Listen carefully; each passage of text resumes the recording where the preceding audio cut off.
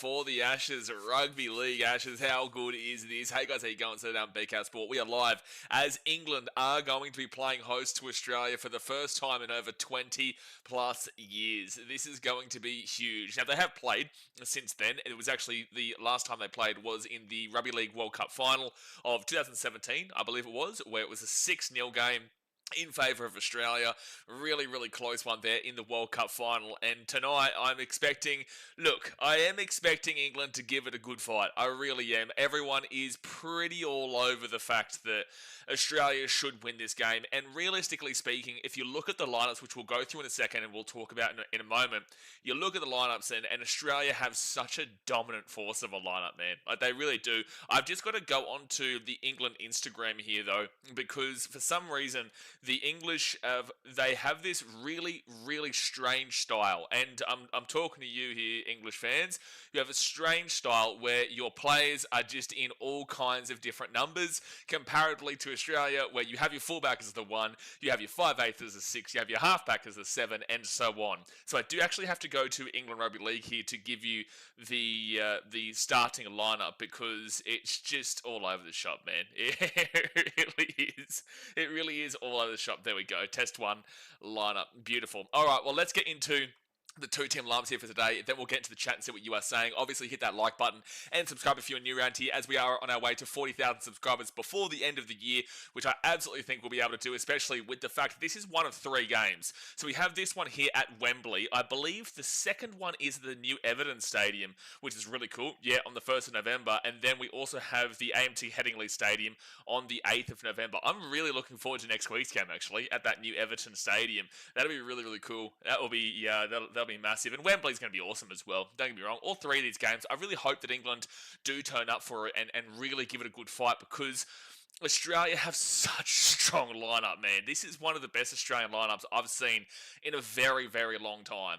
And there's a lot of discussion around Nathan Cleary having to prove himself on a representative level. He doesn't need to prove himself in the NRL. He's clearly done that for the Penrith Panthers. He's clearly done that in regards to winning premierships and whatnot, but at Origin level, he hasn't exactly lived up to expectations, and then at international level, we've only seen him at the World Cup, but also we didn't see enough of it. Even though they did win the World Cup, we didn't see enough of Nathan Cleary, so I just need to see him really tonight evolve into that representative level player, which, even though I'm a Queenslander, I would still like to see the best of Nathan Cleary here today over there in England. But let's get into these 2-team lineups. Let me just quickly go across here, and I will read it off of my phone, because NRL.com has John Bateman playing the fullback tonight. Johnny Bateman, he's not going to be playing fullback tonight, let's put it that way. All right, so this game is between England and Australia at Wembley Stadium in London, and the conditions are good.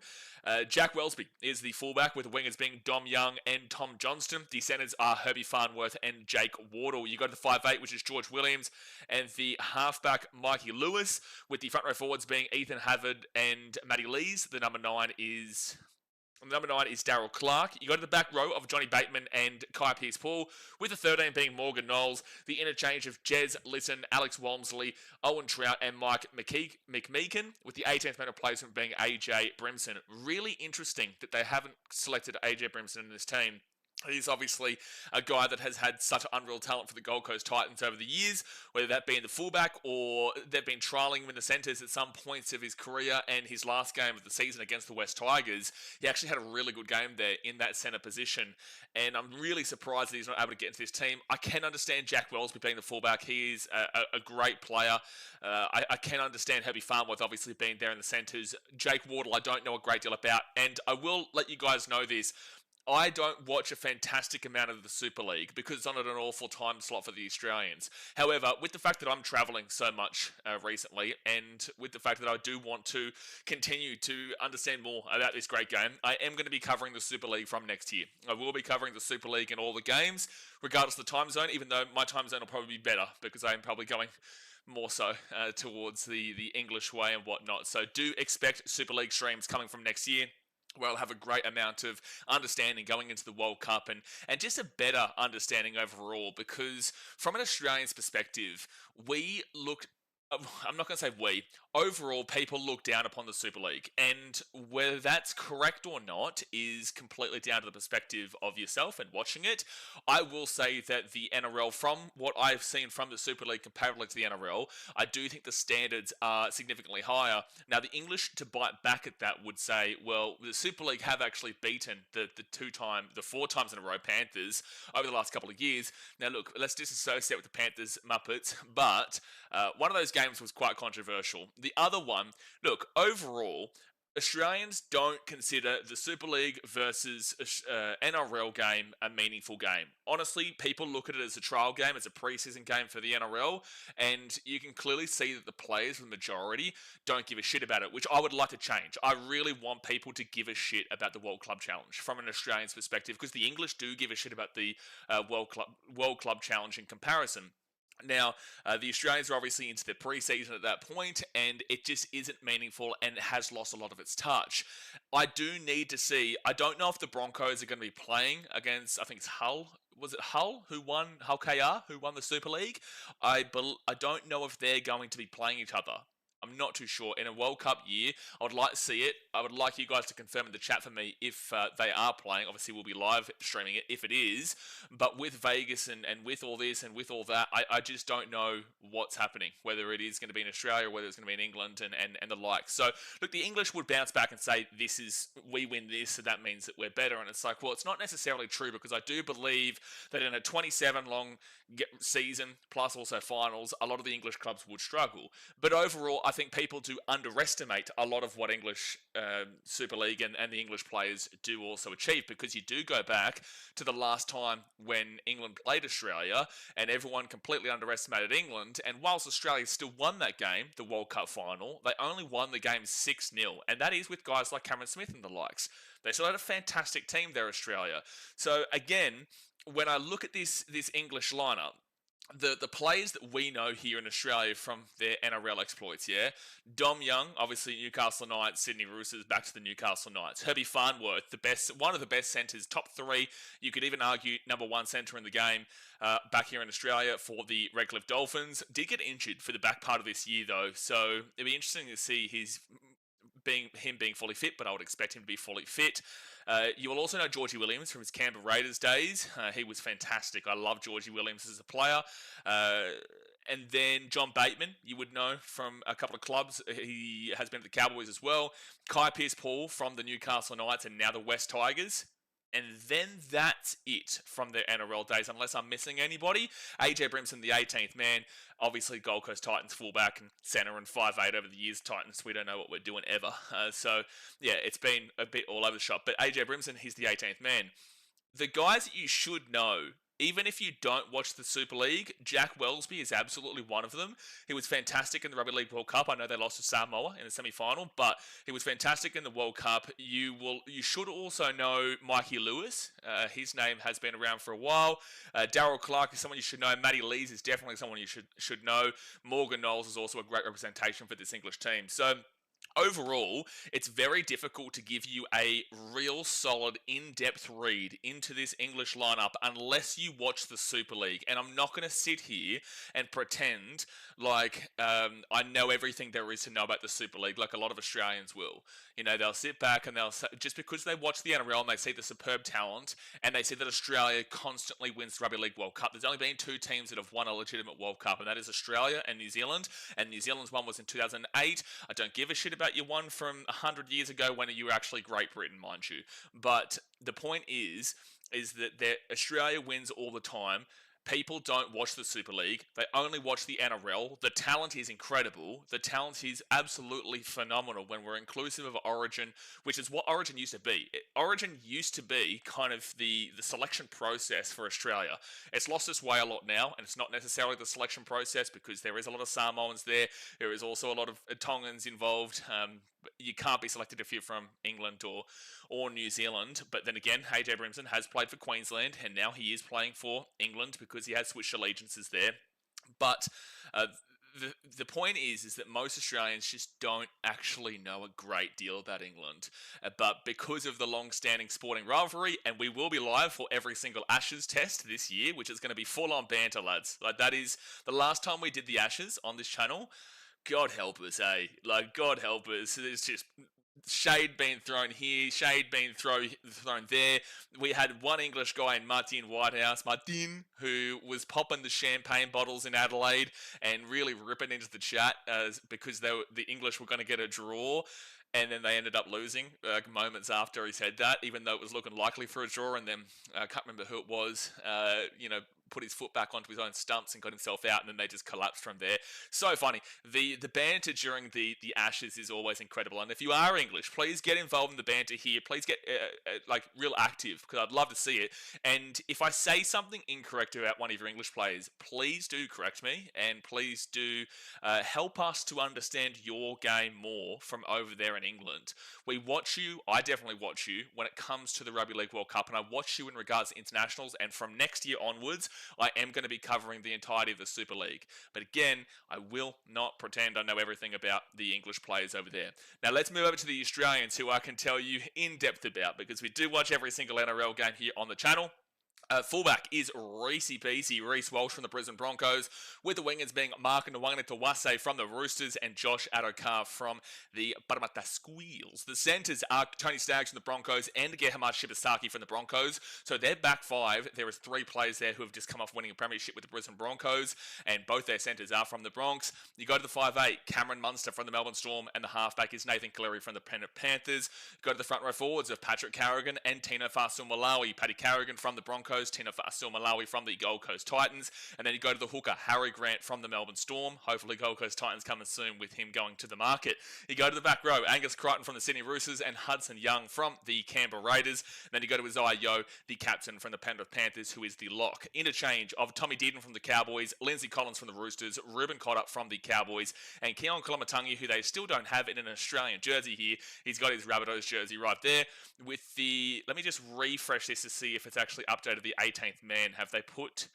I would assume it's Mitchell Moses as the 18th man. They've got Lindsay Smith and Bradman Best there. I'm not too sure. NRL.com hasn't actually updated this. So I would love to see if there is any updates here actually on the Kangaroos. 3 days ago, update. 19 minutes ago, this was updated. Okay, will it tell us the actual team list on here? No, I can't see it. So if there's any updates, please let us know in the chat, but I can only read off of what I can see from now. This spine is one of the best spines that I've seen in an extremely long time. Like, this spine is dangerous, and I'm really excited to see what we can out of Nathan Cleary and also Reese Walsh together. And obviously we're inclusive there of Cameron Munster. Obviously we're inclusive there. But the point is that Nathan Cleary and Reese Walsh could be absolutely electric alongside each other.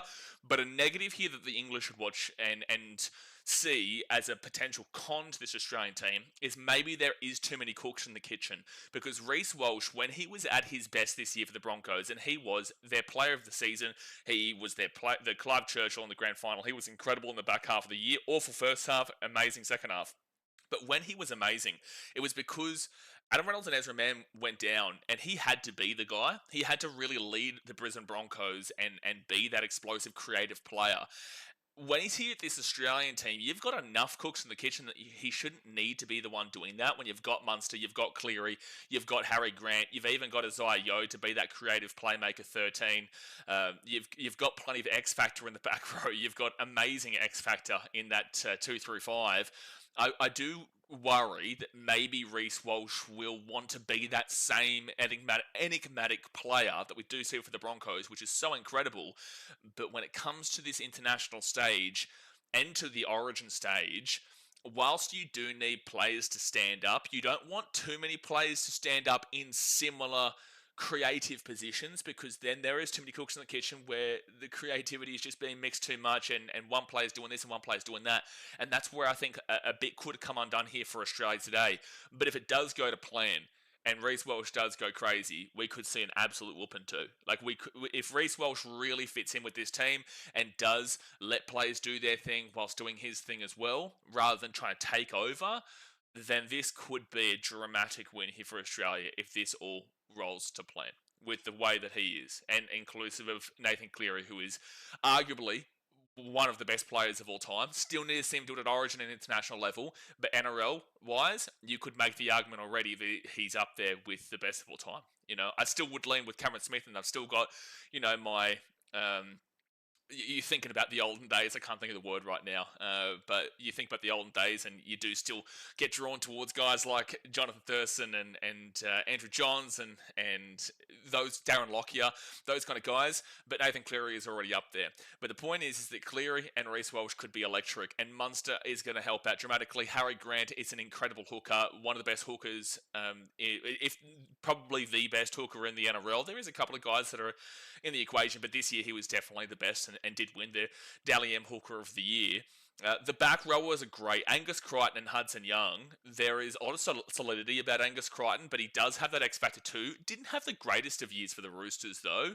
Wasn't exactly fantastic. I was a bit surprised he was actually nominated for a Dally M back rower of the year, but he is incredible when he's on. And Hudson Young is incredible. He just really is. He just needs to focus on his own game. Here's the thing for the English, actually. If you want to get under his skin, you absolutely can. The reason why he hasn't lived up to expectations when it comes to the New South Wales Origin level is because he is very easy to get under the skin of. Like, he does buy too much into the occasion sometimes, and that's a big negative when it does come to Hudson Young. That is a massive negative. I can't pinpoint a great deal of negatives in regards to his actual gameplay, but what I can do is I can pinpoint his mentality when it does come into the crunch and when it does come into the big moments of the game. So, and that's what the English can absolutely do. They are... oh, hold on. I'll go log back into... I'll go log back into KO here because WatchNRL.com has decided to, because of contract obligations, they can't actually show the game today. So I have to use my VPN to watch it on KO, which is just absolutely fantastic, which could cause problems tonight, but we'll do our best. Anyway, we'll go into like that 2-3-5. Addo-Carr's had a fantastic season for the Parramatta Eels where he has returned to what's the biggest Australian sports pay-per-view event sold separately? Hold on, is this actually like a paid separate thing? Is Australia versus England a separate paid on KO? This is a pay-per-view event? Are you shitting me? Is this true? Hold on a second. I'm just refreshing KO. That's crazy that Australians are having to not only pay for KO, but also pay for a pay-per-view, if this is true. But I'm not too sure. I'm going to quickly have a look at the chat here. Dean says, where are you? I'm currently in Singapore, mate. By the way, John Stone is pronounced John... Oh, John Stone. Leslie. Okay, thank you for letting me know. Lockie says it's not. Okay, maybe my thing I was just messing up. I was going to say, that's the most ridiculous thing I've nearly ever heard. If if it was on pay-per-view on KO. But all right. We've still got 40 minutes until the game starts, guys. We've got plenty of time to sort that out. So I'll keep going through the team list. Mark Nawaqanitawase, this is dangerous for England. He could absolutely piece you apart. He is a cheat code when it comes to in the air. Addo-Carr is a cheat code when it comes to pace. Not that he's got the same amount of pace that he's had before, but he is very, very fast. And Nawaqanitawase, he's got some real strong... He's very much a strong player. You're going up against Nawaqanitawase and Tony Staggs, two of the strongest players in the game for their positions. Staggs and Nawaqanitawase so damn well strong. Nawaqanitawase is actually going back to rugby union after next year. But if they kick him the ball, you better hope that... I'm not too sure who he goes up against, whether it's... If he's going up against Dom Young, defensively, you could be in a bit of trouble. Defensively, you could be in a little bit of trouble there. Maybe I have to redo my KO. That might be it. Anyway, long story short, in the air, Nawaqanitawase is a terrifying figure. And Shibasaki is also very strong, and he's had a fantastic year. Out of nowhere, he was just bouncing around club after club after club. He really was. He was bouncing around club after club after club. And now he's been able to get and be a key figure in Queensland winning Origin this year, and has been able to get into... Ooh, hold on one second here. I'm just trying to sort this out here. Oh, it's so annoying. Why is WatchNRL.com not able to show it? Why are we not able to see it on watchnrl.com? If we're talking about the bench, though, like surely, and again, I can't talk too much for it, but surely that Australian bench is just going to be too strong for England. Surely, Tom didn't like. He's unlucky not to get a spot in the actual 13. Lindsay Collins is so damn well tough. Ruben Cotter is so damn well tough, and Kaloma tonguing off the bench could be absolutely massive. This is what I've got to do here. I've got to update my credit card. That's what I've got to do. Well, guys, hit that thumbs up button and subscribe. Just while I fix this,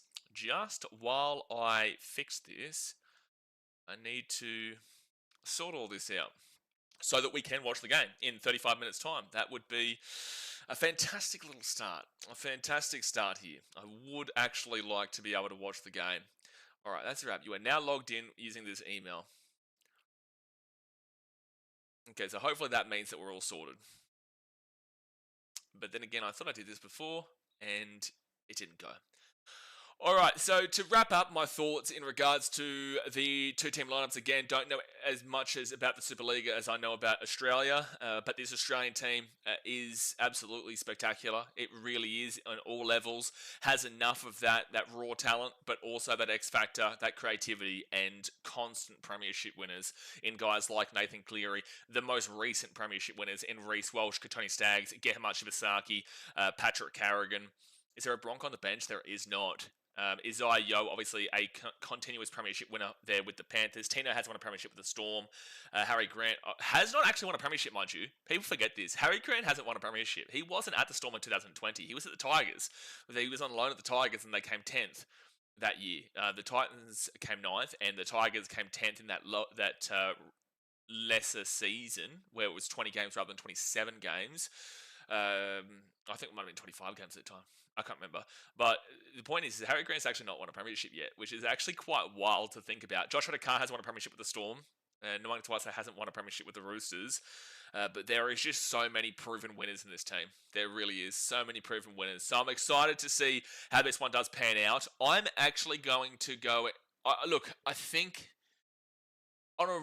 there's a reason why Australia is paying 13 plus. Like there is a reason why Australia is paying 13 plus.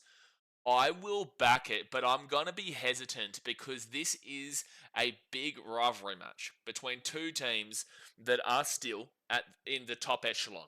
Okay, so Australia for mine is the clear and out top echelon, and then you've got New Zealand, and then you've got England. But I also wouldn't necessarily be surprised if England could push New Zealand right this very moment. A lot of English I have found have been complaining about their lineup and what their coach has selected. Kevin Walters is the coach for Australia, mind you, which isn't a surprise why there's so many Broncos.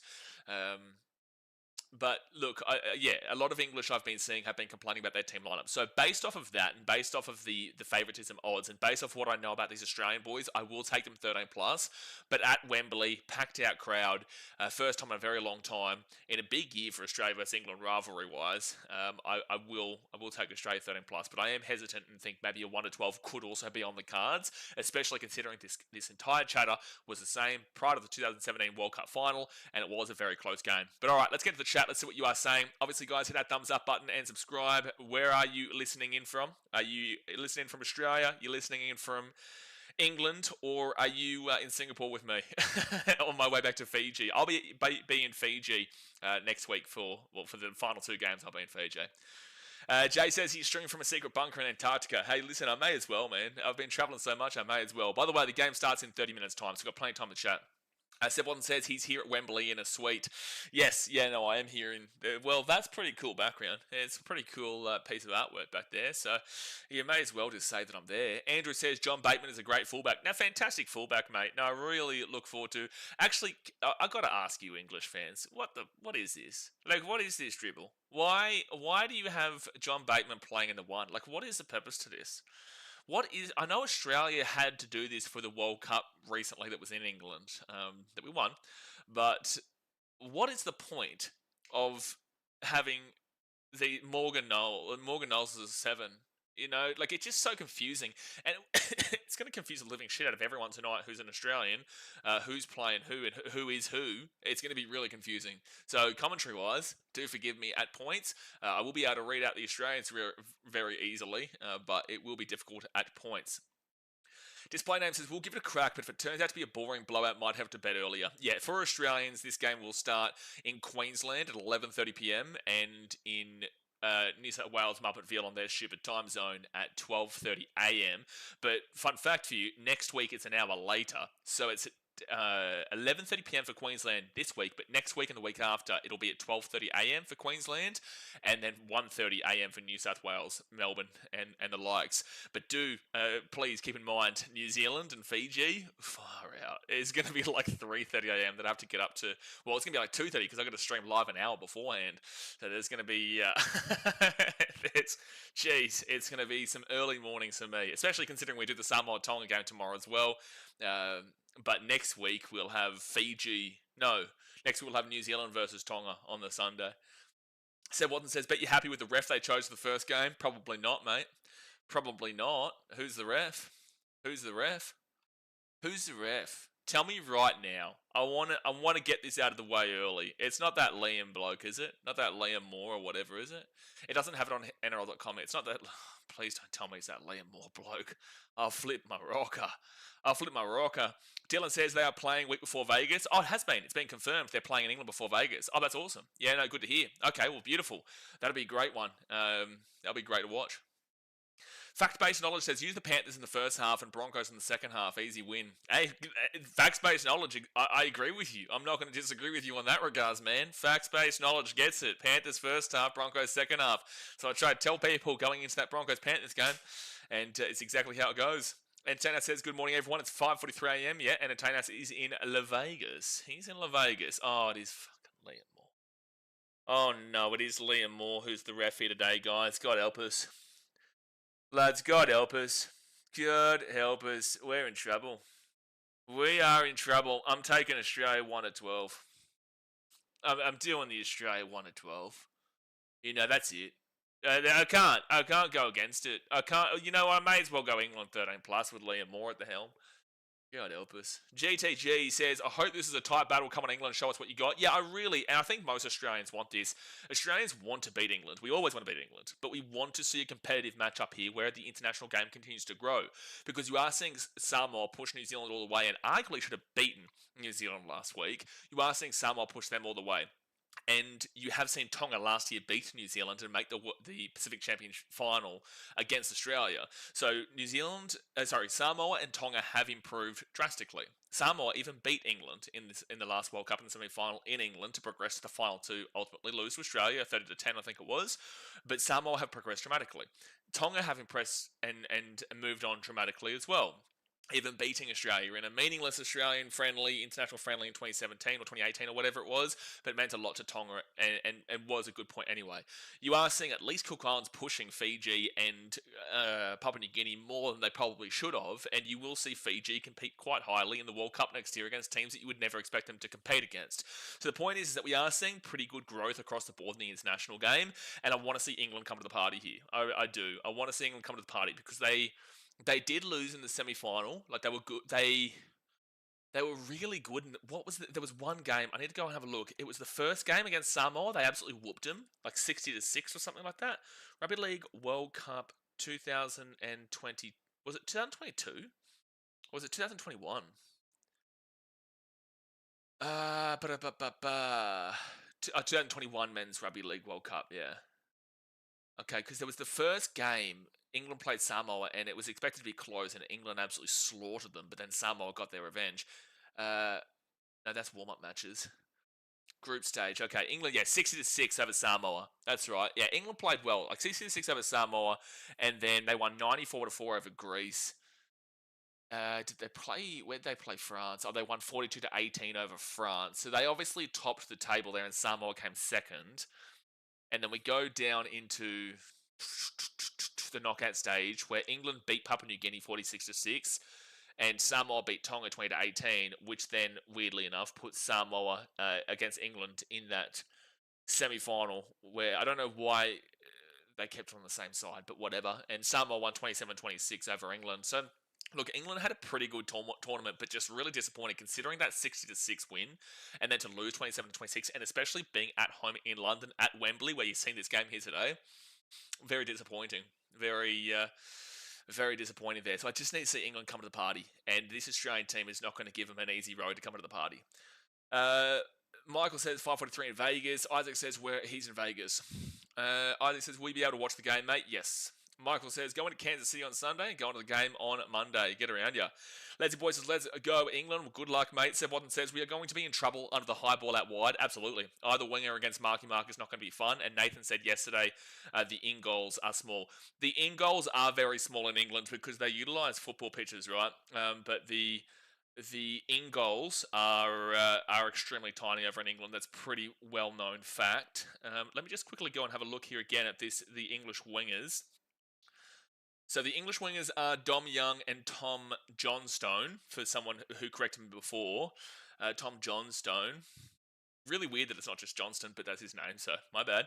But Tom Johnstone, I don't know a hell of a lot about, but I can promise you right now, if Dom Young and Nwanga Tawase are facing up each other, God help you, England, because Dom Young is an awful defender. He is an awful defender, but he's a great attacker. But Nwanga Tawase can hold his own there, but if that's who they're going up against, gee whiz. Gee whiz. But yeah, Tom Johnston, if he's going up against Nwanga Tawase, good luck. But also, the other option is Addo-Carr. Either way, Addo-Carr and Dom Young would actually be a nice battle based off of speed, but Dom Young would have him now. A couple of years ago, maybe not, but Dom Young would have him now for speed. It's just defensively, Dom Young, he's just all over the shop. Whoever is going up against him should have a field day.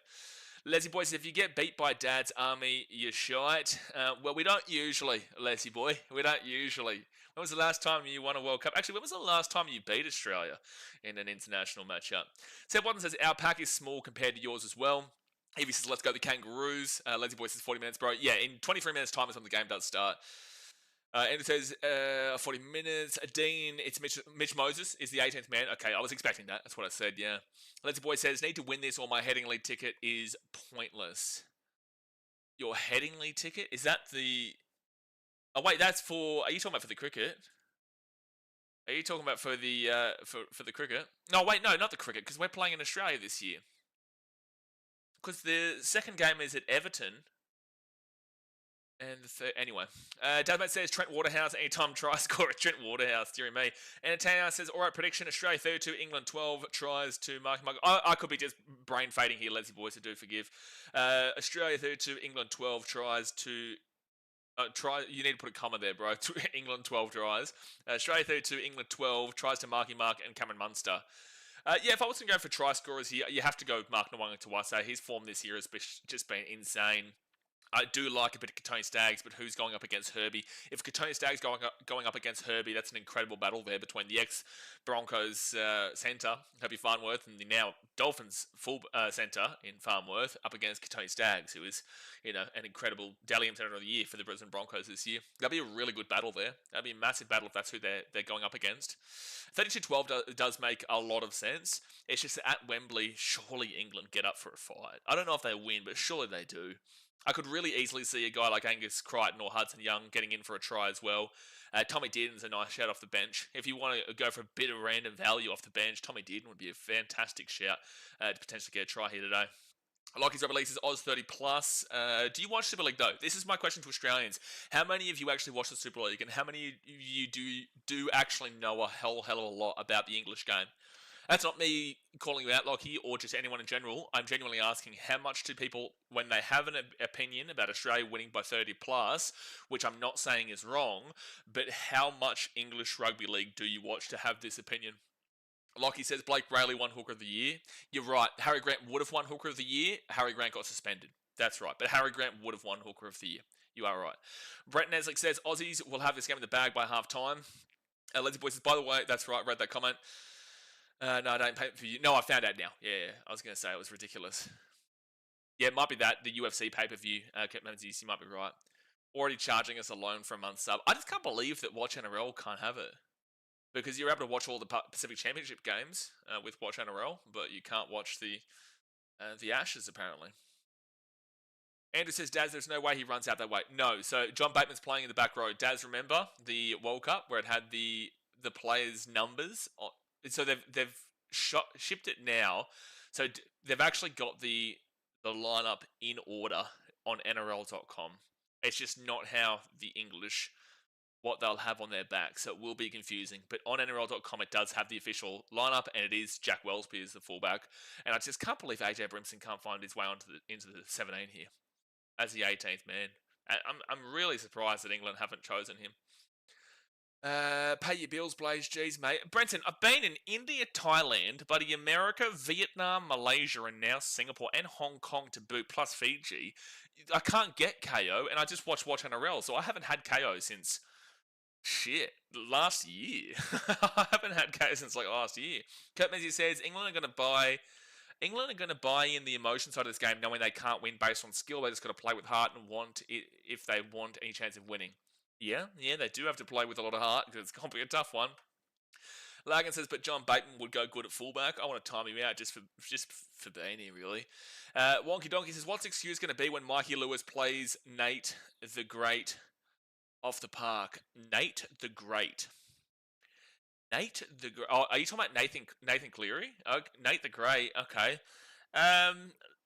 Look, the excuse is going to be that, and it's a pretty valid excuse, that Nathan Cleary isn't good on a representative level.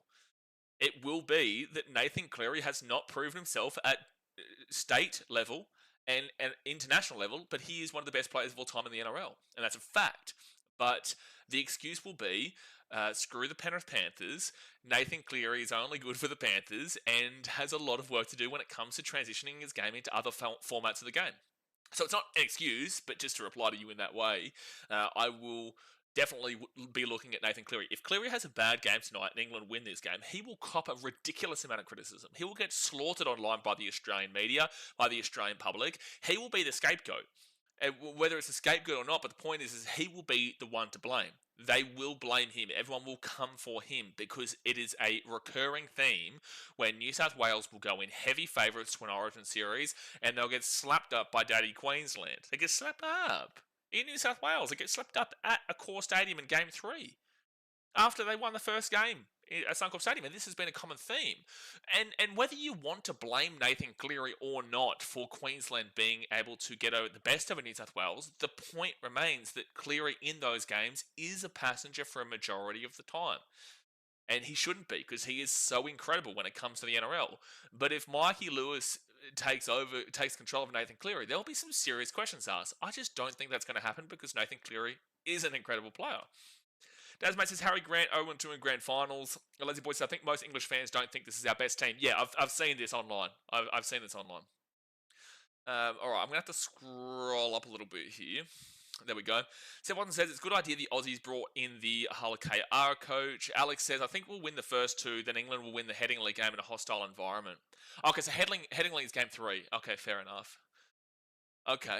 Yeah, well, that I really, really would like England to actually win one of these first 2 games. I'd probably prefer them to win that third game, the second game. But then again, I could see a world that if they can win one of these first 2 games, I do actually see a world they could win a series. But I just don't think. I think Australia should clean sweep this series. But again, the rugby league nowadays, there is just quite a few what-ifs still with this Australian team, despite how this is where I sit. Australia, if they play to their capability, should win this game by 30. But there is too many what-ifs, and they won't probably do that, and then could come in and have too many cooks in the kitchen and get done over, which would be embarrassing. If Australia lost the series, losing one game, whoop-de-fuck. But if they lose the series, oh my gosh, they would get crucified in the media. They would get crucified. It'd be phenomenal for the game. As an Australian, I will tell you, it would be phenomenal for the game for somebody to beat Australia on a consistent level, because 2 out of 3 games is at least relatively consistent comparatively to just the one game. And that's why the Tonga 2018 international friendly meant jack shit. But if England were to win this series, there'd be a whole heavy conversation from the media. So that is going to be the biggest key take from this, because Australia should not be losing this series. They really shouldn't be. Gary says, g'day everyone from sunny London. No. That's AI, mate. London's never sunny. No. Come on, Gary. We can't start with these lies. We've got to be honest and truthful here. We've got to be genuine. Come on. We've got to stop with these lies and propaganda that England has sun. You haven't seen sun in England for the last, I don't know. Maybe since Alexander the Great was running around the world. Maybe. When Alexander the Great, I think it was before Jesus, that there was last seen sun in England. So I don't believe it. And if I see it today, then I'm going to have to believe it's AI. That's what I'm thinking. Jumping to Ivanga says Australia clean sweep. Dirt Digger says listening in from northeast Thailand. Close game coming up. Roos by 6. Oh, welcome. I was in Hua Hin earlier this year for about 3 months. Hua Hin and Bangkok. Great times. TD Tyrox says hope it's a good game. 2 a.m. for me. How you been anyway? Going good, mate. Going good for Lion. Can't wait to get back to Fiji. Get to the beautiful beaches on Tuesday. Breton says, we'll need an inquest into Liam Moore after this game. Liam Moore, he is... he's something. He's definitely something, that bloke. Kelly says, thoughts on AJ being named 18th man? I don't think he should be. I think he should be in the team lineup. I really do. I can definitely understand why he's not in over Herbie Farnworth. I can understand why Jack Wellesby is that fullback. I don't see him being in the halves. So realistically, English fans who maybe watch the NRL and the Super League, Jake Wardle versus AJ Brimson. Who do you take? Because again, a lot of English fans have complained about this team list. Do you take AJ Brimson or do you take Jake Wardle? Because NRL bias and also Titans bias, I would say that AJ Brimson deserves to be there with Jake Wardle, but I don't know enough about it. So I ask the English fans out there, would you prefer to see AJ Brimson in the centres? Or would you prefer to see Jack Wellesby not play that fullback and AJ be the fullback and Jack Wellesby, I guess, play the 6 and then have to shift Georgie Williams? Andrew Zombie says, Moore is worse than Klein. That's a very difficult question, mate, that I will play the... I will not be speaking about that because Ashley Klein makes me sick. Dasmate says 2021 World Cup played in 22. That's right. Yeah, that's why it gets confusing. Sean James says no matter what the sport is, always Australia of the Poms. Absolutely. Gary says, Daz, Wembley is England's national stadium. Yep, we know. It has been rented out to London-based teams if their own stadium is being refurbished, but mainly for big events and an England national football team. Yep, big events. Lives in Italy. Got him, mate. Got him. Oh, my goodness me. Imagine losing Italy in the Euros final, eh? Oh, no. The English, now they're going to come for me. Dasman says, have I not said in previous streams today I could see a world England win this game or make it a 2-1 series? You bite your tongue. Daz, are you Australian? Come on. Gary says, not many English people know about the Super League. It's big up north, but not really down south. London Broncos have come and gone and come back again, and they play in a small stadium, which is never full. Yes, I do know about the London Broncos. Old mate Daz, who you're talking to, is a London Broncos fan. I'm pretty certain Darren Lockyer just bought them or bought a part of them, stake in them. Would love to see London Broncos do well, but I do know that the north is where it really is all about when it comes to rugby league. And rugby in general, I'm pretty certain, like rugby union or rugby league, I'm pretty certain it's all mainly the north who get around it. No? Jumping to Ivanga says, you reckon there will be a punch on? Hopefully. Someone throw an uppercut, you cats. Someone throw an uppercut. Ayla says, when does the game start again? It starts in 12 minutes time. 12 minutes time. So plenty of time for smash that thumbs up button, subscribe. If you do like travel content, my travel channel over there in BKRtravel is in the pinned comment. But we've got about 12 minutes until it is meant to start. But that is when we'll see the anthems. That is when we'll see all that kind of dribble in regards to like the pre-game entertainment. Dasman says, if Cleary doesn't stand up in this series, I think I've seen enough of Mitchell Moses for New South Wales halfback. Yeah, I genuinely believe it wouldn't be out of the equation. Mitchell Moses is not far away from being their starting halfback next year regardless. Nathan Cleary hasn't stood up on that level. I wouldn't be surprised if you saw Mitchell Moses 7, Nathan Cleary 6, or Nathan Cleary 7 and Mitchell Moses 6. I think they'd probably go that way. I think Mitchell Moses has to be in that team next year, especially if Nathan Cleary does underwhelm at this international series. I do feel like you do need to have that series conversation where Mitchell Moses either goes in over Nathan Cleary or you put Mitchell Moses 6 and Nathan Cleary 7. Gary says, I went to the League Cup final in 1983, Sean, Liverpool versus Man United. I was right behind Ronnie Whelan's curling goal to win it 2-1. There you go, 1983. I was 11 years away from being born. Ayla says, who are you guys rooting for? Well, I'm Australian, and majority of the people that you'll be seeing here on the channel are Australian because we do have an NRL-based channel, but again, that'll probably change a lot next year when we start creating content for the Super League. We will be live streaming all the Super League games next year. Art of Liam says 2:30 a.m. kickoff for New Zealand, but don't want to miss this Aussie team. Yeah, I'll be on the same wavelength as you next week when I'm back in Fiji, where it'll actually, I think, be 3:30 a.m. start, which is going to be brutal. It's going to be brutal. So I will be on your same wavelength next week when we are live streaming. Best Sports says 11:18 p.m. here in the GC. Well, it's 9:20 p.m. for me here on a beautiful time. I wish I was actually back in Vietnam still, because then I'd be 8:20. Beautiful time slot. Display name says, Izzy Katoa surely a shout for New South Wales next year? Why? No way. No way. Where are you fitting him? Where are you putting Isaiah Katoa? Where are you fitting Isaiah Katoa over Nathan Cleary and Mitchell Moses? And also Isaiah Katoa is a pure 7. So you're saying that Isaiah Katoa would have to play the 7, and then who are you putting in the 6? You're dropping one of Nathan Cleary, Mitchell Moses. Isaiah Katoa is a no world. No world. It shouldn't be happening. And also, let's watch him play for Tonga first. Let's see him play tomorrow for Tonga against Samoa, and then next week for Tonga against New Zealand. But no, in no world should I be seeing Isaiah Katoa as their halfback, and either Nathan Cleary or Mitchell Moses not making that 7 spot. For mine, it should be Nathan Cleary and Mitchell Moses. Board Collector says, didn't expect to see you in my feed until next year, but here we are. I was tuned completely out of league after the grand final, but I think the international game is growing stronger.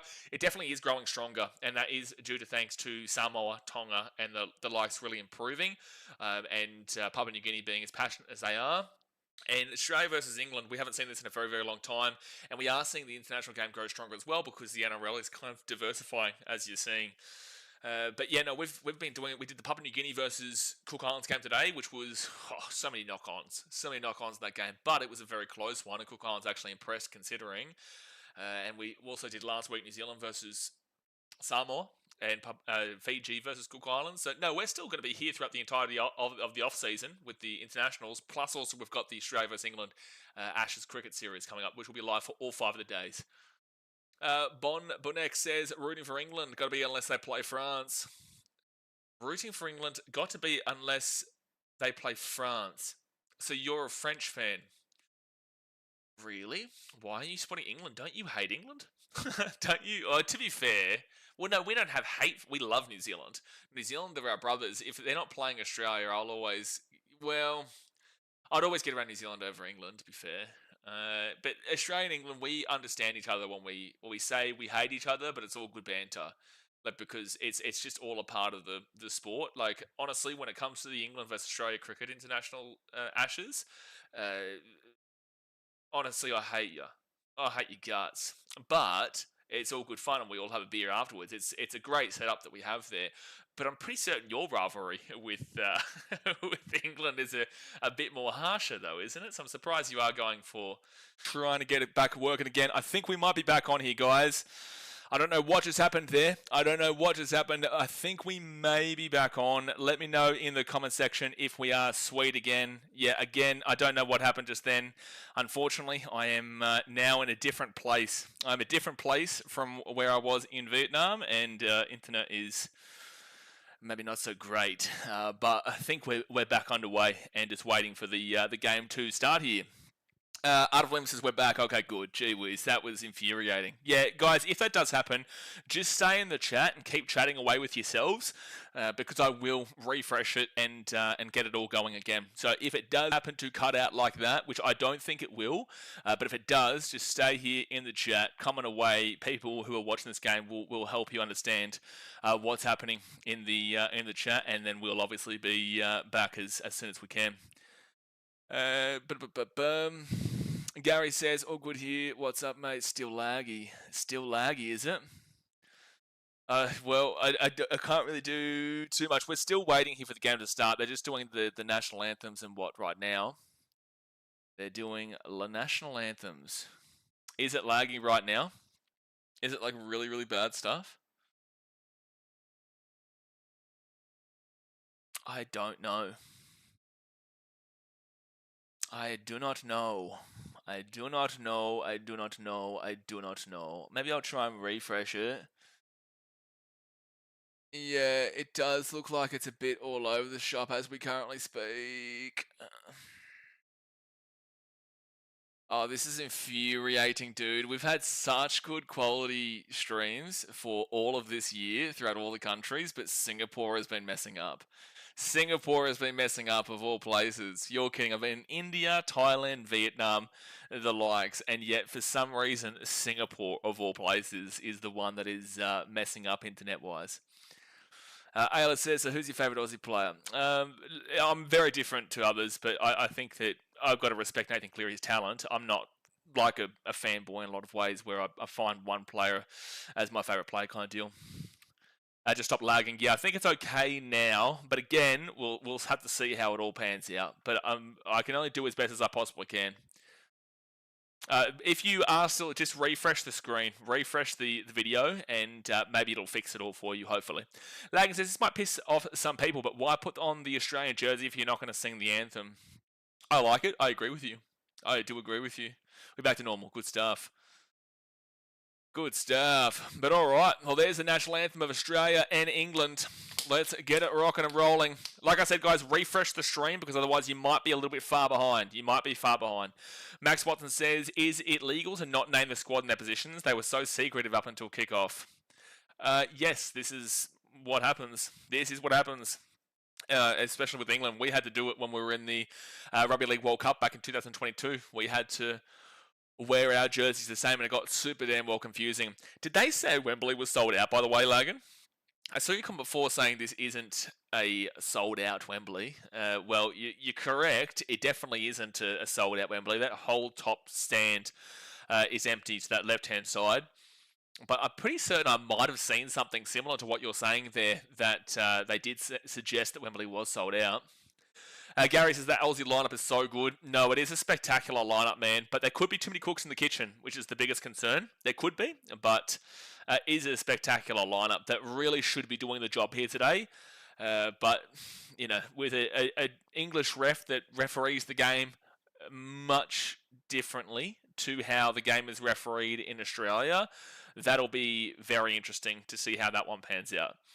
And it's not that I'm blaming the referee here, but we just know that track record-wise, English refs officiate the game much different to how Australian refs and whatnot do. Gary says, come on, England, got to be up for this. Yeah, hopefully it's a good game, mate. Hopefully. Even as an Australian, I just want to see a very competitive game here between two teams that are in the upper echelon. Australia clear on their own, but two teams in the upper echelon regardless. Yeah, this is my first ever day watching Rugby League, Ayla. This is my first ever game. So, are you able to pass the ball forward in NRL, Ayla? Are you able to pass the ball forward, or do you have to pass it backwards? I feel like that takes away from the occasion, no? Surely passing the ball forwards would help the team more, yeah? And can you come across and tackle a player across their chin like this? I'd really like to see that today. Oh, you can in England, Jay. Yeah, fair enough. You can also do it in Brisbane, fun fact for you. Yeah, no. Yeah, Brisbane, they are very well known as the Denver Broncos in the NRL. Amelia says, come on, Aussie. All right, guys, the game is about to start here. Hit that thumbs up button and subscribe. I really hope that the internet holds out really strongly. But we've got a big game here of the Ashes. So comment in the chat what your thoughts are. Get it all underway. Keep the banter flowing. And let's get underway for this international 3-game series in the Ashes. And England will kick it off to Australia. You can already see it looks weird on the pitch with the... It looks very small on the pitch. And Tino is going to be the first one to take it back here. Brings it to the 13. Let me just make sure this live score has refreshed. It has. So the live score will be below us down underneath. Australia, second tackle. They're going to be at the 15. Bombunu says Dominic Young playing. Yes, Dominic Young is on the wing, out in the number 2. I want to see who he's partnered up against, though. Is he going up against Nwanga Tawase or is he going up against Addo Carr? So left-hand side, I think he's going up against Addo Carr. I think Dom Young is up against Addo Carr and Nwanga Tawase is out here on Wardle's side. Hold on a second. Jake Wardle's, yeah, so Tom Johnstone. So I think it's Nwanga Tawase up against Johnstone and Addo Carr will be going up against Dom Young. All right, so the Australians on fit tackle will kick this ball down through Nathan Cleary straight to the 10, and it's going to be Johnstone who brings it up to the 20. The Australian commentary is calling him Johnson as well, mind you. But I think it was Leslie who said before. I think Leslie said before that it was pronounced John Stone. Damn, they've got Greg Alexander working at 12:30 a.m. way past his bedtime. Yeah, usually he's up and about talking nonsense about content creators on his podcast. Third tackle now at the 35. And I thought he was going to call a penalty then. I was going to be like, okay, we've already started. Kai Pearce-Paul, fourth tackle for England. He brings it to the 44 with a minute 30 gone. I paused my TV to match Blaze. Good stuff, Gary. Well, just to confirm for people, 1 minute 37, 38, 39, 40, 1 minute 41, 1 minute 42, 1 minute 43 if you want to try and get in time with me, commentary-wise. But England will kick this ball down to Nwani Tawase, who catches that in the in-goal. Did he not catch that in the in-goal? Okay. Nwani Tawase brings it out to the 15, and it'll be first tackle. According to Ash Klein, yes, you can tackle a player in a chin and pass forward. Yeah, no, the Brisbane Broncos, they love a bit of that. Yeah, no, the Brisbane Broncos, they absolutely love a bit of that. Second tackle now at the 27. Just ask Warriors fans. They know all about it. Ayla says, I have to go. Hopefully I'm back by the time the game starts. Well, the game has started. We're 2 minutes 13 into the game. So out to the left-hand side, it's going to be Big Tino who gets this ball to the 40 on fourth tackle. Harry Grant looking out to the right-hand side. He will give it up to Isaiah Yeo, and then Isaiah Yeo is going to run this ball to the 50. Is anyone else a bit weirded out by the colouring on the field right now? Like the lines? The colouring on the field? Jack Wellesby, he'll get this ball at the 15, and he's now going to bring it out to the 20. He passes that ball away, and they'll be taken down to the 25. Good run, but it will be Tony Staggs who locks him down to the tackle 25 metres out. And now England are going to be at the 30 on second tackle. That is a big shot from Tino. Gee whiz, massive shot there from Tino. Just to confirm, we're not lagging or anything right now, are we? Good few NRL players playing for England. Yeah, there is a couple. I'm surprised AJ Brimson's the 18th man, though. It just doesn't make a great deal of sense to me. So fourth tackle for England. They're at the 40. And now fifth tackle for England are going to be at the 48, 3 minutes in. All good? Okay, sweet, Joe. Just because the KO is a bit stop and starty. And they're going to kick this ball to around the 20, where it should be Adokar who grabs it, where Herbie Farnworth and the likes will lock him down there at the 30. Where would you put AJ? Well, I don't know enough about Jake Wardle, but I probably would have put him in over Wardle and put him alongside Farnworth there as the two centres. I wouldn't put him in the fullback because I know Jack Wellesby's got a great deal of talent, and I couldn't put him over Herbie Farnworth. There is the potential of having Georgie Williams the 7, but I know Mikey Lewis is the 7, and Georgie, you can't put Jack Wellesby to the 6 and whatnot. So the only spot realistically would be Jake Wardle's spot in the centres, but I don't know enough about Jake Wardle to give you an honest report about whether that's just NRL bias or genuine. Right-hand side here for Australia, and they're at the 45, and now they'll be taken down at the 48, and they've lost the ball, have they? Hudson Young has lost the ball, and it's going to be English ball at the 42. Even a GC Titans player 2 for England. No, he's 18th man. You look all purdy now, mate. So, Sean, you might be a little bit behind, so just refresh. Yeah. So the English player, Jake Wardle, there did well. He knew what he was doing. He was grabbing at the ball and just kind of flicked it, which forced Hudson Young into the knock-on. So, English get the advantage early. English with the advantage early here. What is Cleary doing? It was so obvious out back. So England will get the ball at the 40. A bit of a nervy start here for the Australians. Hang on. Why is Hudson Young starting over Jacob Preston? Because Hudson Young is unbelievable. It's just that, unfortunately, Hudson Young is similar to Cleary in a lot of ways, where he hasn't necessarily proven himself on a state level for New South Wales or on an international level at all for Australia. But we haven't seen him make that transition yet, especially not for New South Wales. Second tackle now for England. They're inside the attack in 50. They go to the right. Jack Wellesby to Herbie Farnworth, and Farnworth will be taken down to the 30 on third tackle. English will get the first relative attack of the game. They're still 30 metres out, but they'll still get the first relative attack of the game. And that's a lost ball. Straight ball. Nathan Cleary. That's going to be knock on from the English. Knock on there from the English.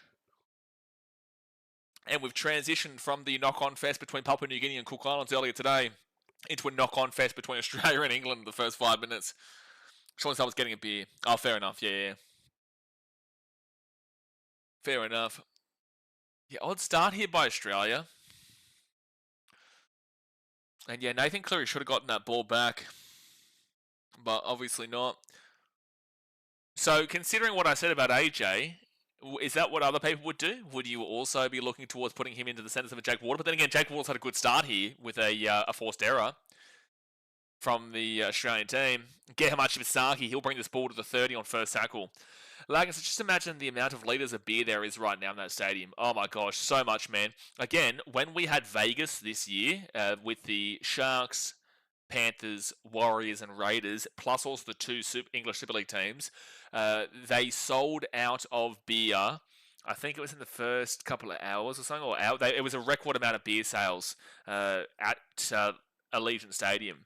A record amount. So very interesting there. Obviously, get the Australians and English together, and it can get wild. So, fourth tackle now for the Aussies, and they're going to be at the 50 through Cam Munster. I think I have to move it back a little bit, and then it'll flow a little bit better.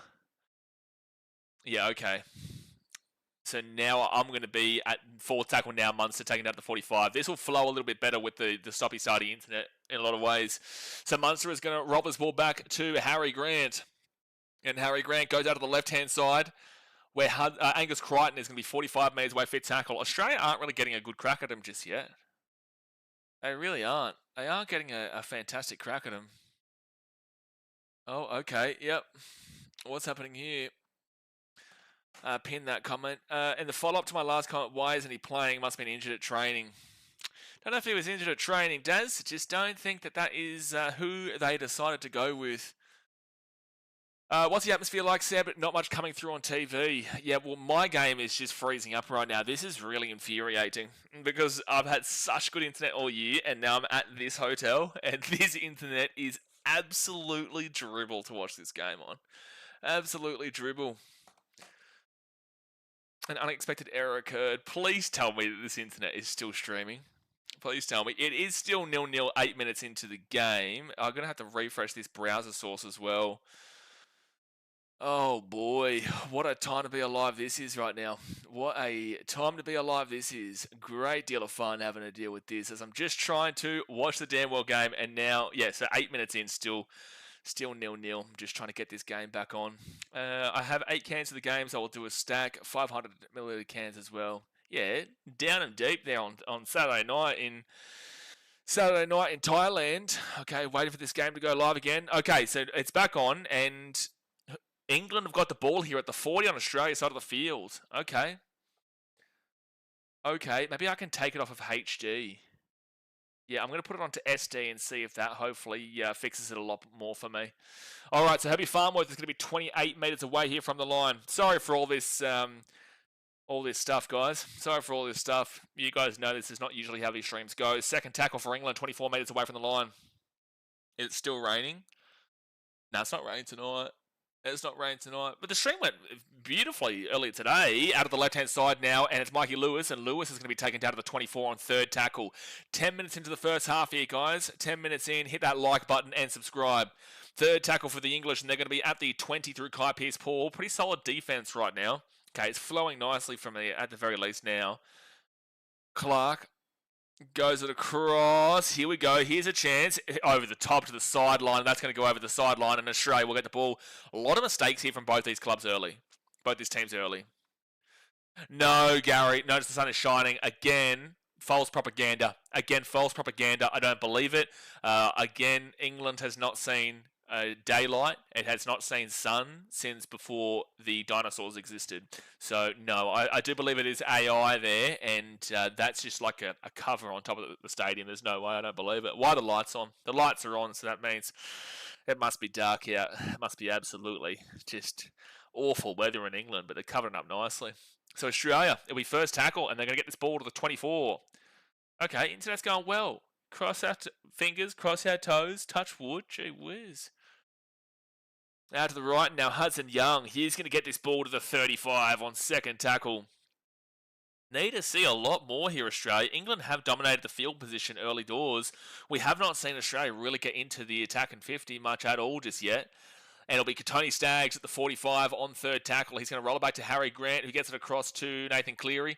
Cleary off to Carrigan to Munster. Here we go. Reece Walsh nearly breaks through. He'll be 45 metres out from the line on 4 tackle. 4 tackle. And now Walsh back to Harry Grant. Oh, that was a bit of a weird play. Didn't like that from Harry. He kind of broke down all the attacking momentum that we saw from what Reece did just then. Now it's 5th tackle, 33 metres away here from the line. Cameron Munster. Let's get a good kick here, Nathan Cleary. Cleary puts this one up into the corner. No one to Wassay. It's not going to be a good enough area. Doesn't get a clear run at it. Not enough for an escort, though. And England will get the ball to 15. We're not in Greenland, mate. No, I think you are, Gary. I think you're all over the shop, mate. I don't think you're looking up. This is the worry here with this game here today, is that they are going to have blockers that are... We did see Katoni Staggs limit what we could see out of Xavier Coates relatively... Well, illegally in the round 27 game, but relatively illegally. They didn't get picked up in that grand final as well. And we are obviously seeing teams knowing how to defend it now. Karina, getting around it from Germany. Hello, all the way from Germany, Karina. Who are you going for? 4 tackle now for England. They go to the left at the 45, and they'll be taken down here at the 450. They'll get this ball from the 45 to the 50. It'll be 5th tackle, 12 minutes in here. Who makes the first breakthrough? Again, England have had the better field position, but they're not really doing too much with that field position. And Reece Walsh is looking lively, man. His first couple of runs have been great. He'll get this ball to the 30 on first tackle. 12.5 minutes to go. 12.5 minutes gone in the first half. And, oh my gosh, is that another mistake here from Australia? Oh, Reece Walsh has knocked the ball on, has he? Reece Walsh has knocked the ball on, has he? He's getting a bit lippy. Australia are making an unusual amount of errors right now. Just as I was giving Reece Walsh a compliment, he makes a mistake. So as he stands up... Oh, it's not a good play the ball. Yeah, it's not the correct play the ball. Wait, have they penalised him here? Have they penalised Reece Walsh, or are they saying this is just a bad play the ball? Teal Chunk says that's a penalty every day of the week. I think we're challenging this. That was a long 10 seconds. Australia are challenging the on-field decision. I think this will be a successful challenge. That was well past 10 seconds, mind you. Is in England, is it 10 seconds? So, yeah, he's been pushed down the head. It's going to be a successful challenge here for Australia. I don't know why Liam Moore has called that as a bad play the ball against Reece Walsh there. John Bateman has quite clearly pushed his hands into the back of Reece Walsh's head here. There's no contact, but then Reece... Yeah, it would have balance and control if John Bateman doesn't push it on the head. Successful challenge. Congratulations, Bunker. But again, to ask a question here to the English fans, is it 10 seconds as well for you guys? Because we do very loose 10 seconds in the NRL. Very loose. Bombanu says, you do have beautiful weather in England. Not always, but you do. No, Bombanu. Don't get into their propaganda dribble. Don't let them sell you a dream, because it's always rainy. It's never not rained in England, actually. So Nathan Cleary will kick this ball over the sideline as we get the penalty, and they'll get the ball to the 45 on English side of the field. No, Gary. No, see, Bombanu, don't fall for his trap. It's a trap. It's a trap. I'm trying to help you out here. So Tina Fasul Malawi's going to bring this ball to the 44. Karina says, let's go to Kangaroos. Exactly right, Karina. All right, left-hand side, Paddy Carrigan off to Ruben Cotter, and Cotter is going to be 35 metres away on second tackle. At least the internet's flowing nicely now. I'm very happy with that. They roll it back to Harry Grant. Harry Grant off to Paddy Carrigan, and Carrigan's going to be 27 metres away from the line, third tackle. Hang on, he's got no fingernail paint on. Thank God. Well, Australia are going to have their first attacking opportunity of the game. Nathan Cleary at the back here. Great pass from Cleary. Reece Walsh with a great grab, and he'll be taken down to the 20. Good scramble defence there, but that was a fantastic pass from Nathan Cleary. Even better catch by Walsh. Nathan Cleary, that's not a good pass. Hits the grass. Angus Crichton picks it up. This is exactly how he usually runs. He just rolls to the right and then loses meters this year. I don't know what is wrong with Angus Crichton this year. He's too focused on running sideways that he has lost a lot of what he was really good for in previous years. Nathan Cleary puts his ball up into the air. Where's the chase through? Nwanga Tawase. Well, Nwanga Tawase is being escorted here.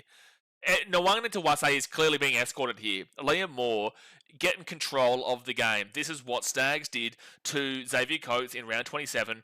They are not getting control of Nwanga Tawase being hampered from getting involved. It is a clear escort that is happening down that side. That one just then was very clear.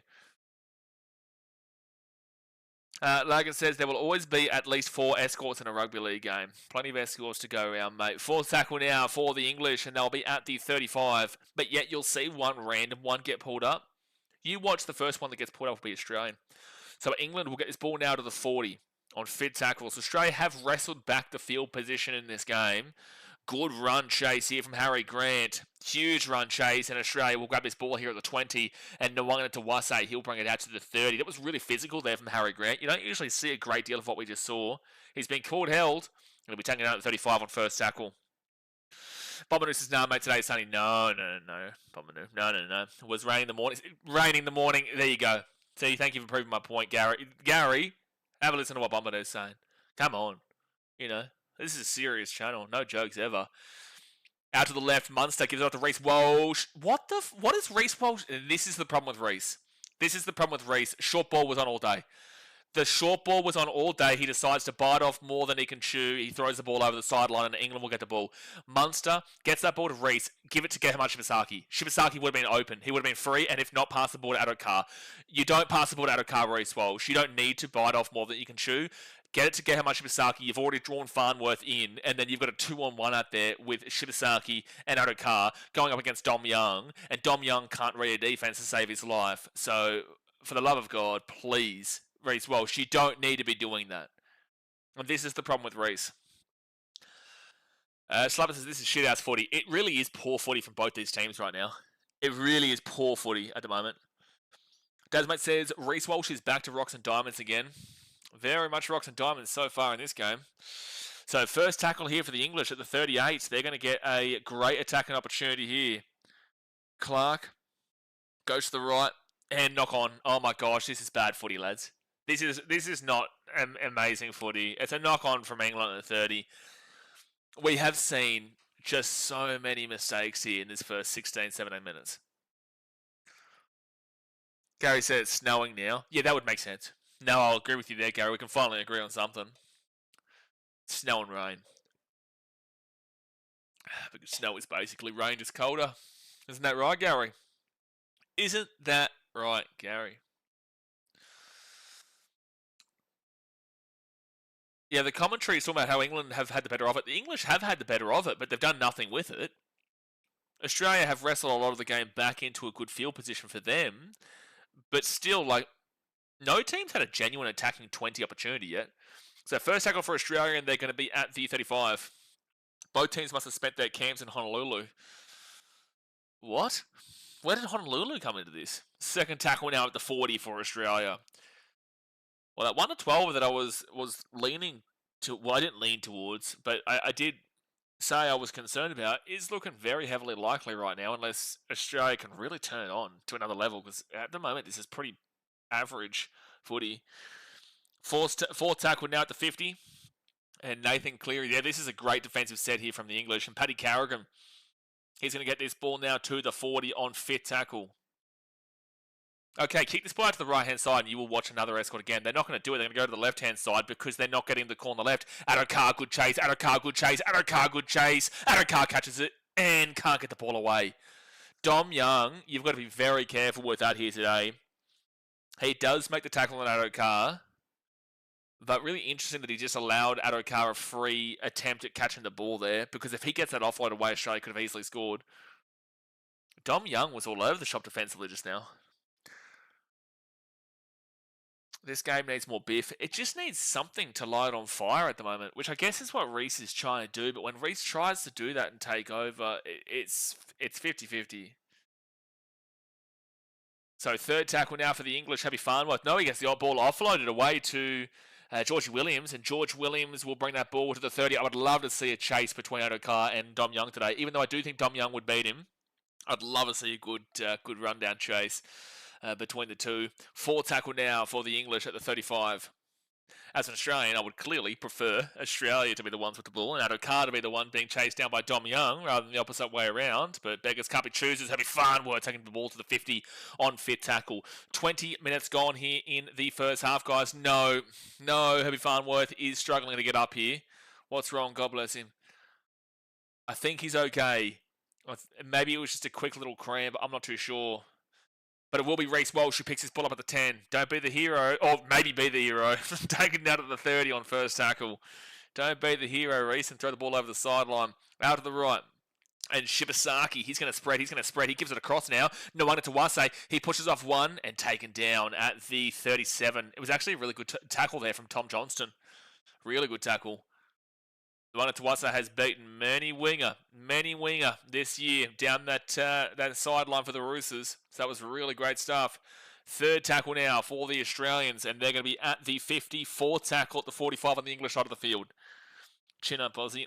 Yeah, they're just not making the meters in the forwards right now, which is England's game. England are very dominant through the forwards. Fourth tackle kick, and good chase through here. Is that Nathan Cleary chasing it? I'm happy with Nathan Cleary's attempted chase there from that kick. I think Harry Grant kicked it. Nathan Cleary really chased hard, and now England. Let's see if Australia can keep him down here. You need to have some... Oh, it's huge work there from Hudson Young. Huge work from Hudson Young to make the tackle there 10 metres out. Now England are on second tackle at the 10, third tackle at the 15. This is a great set here from Australia that's really re-establishing themselves. Dom Young now, he's going to bring this out here to the 20. This is a tough set for England.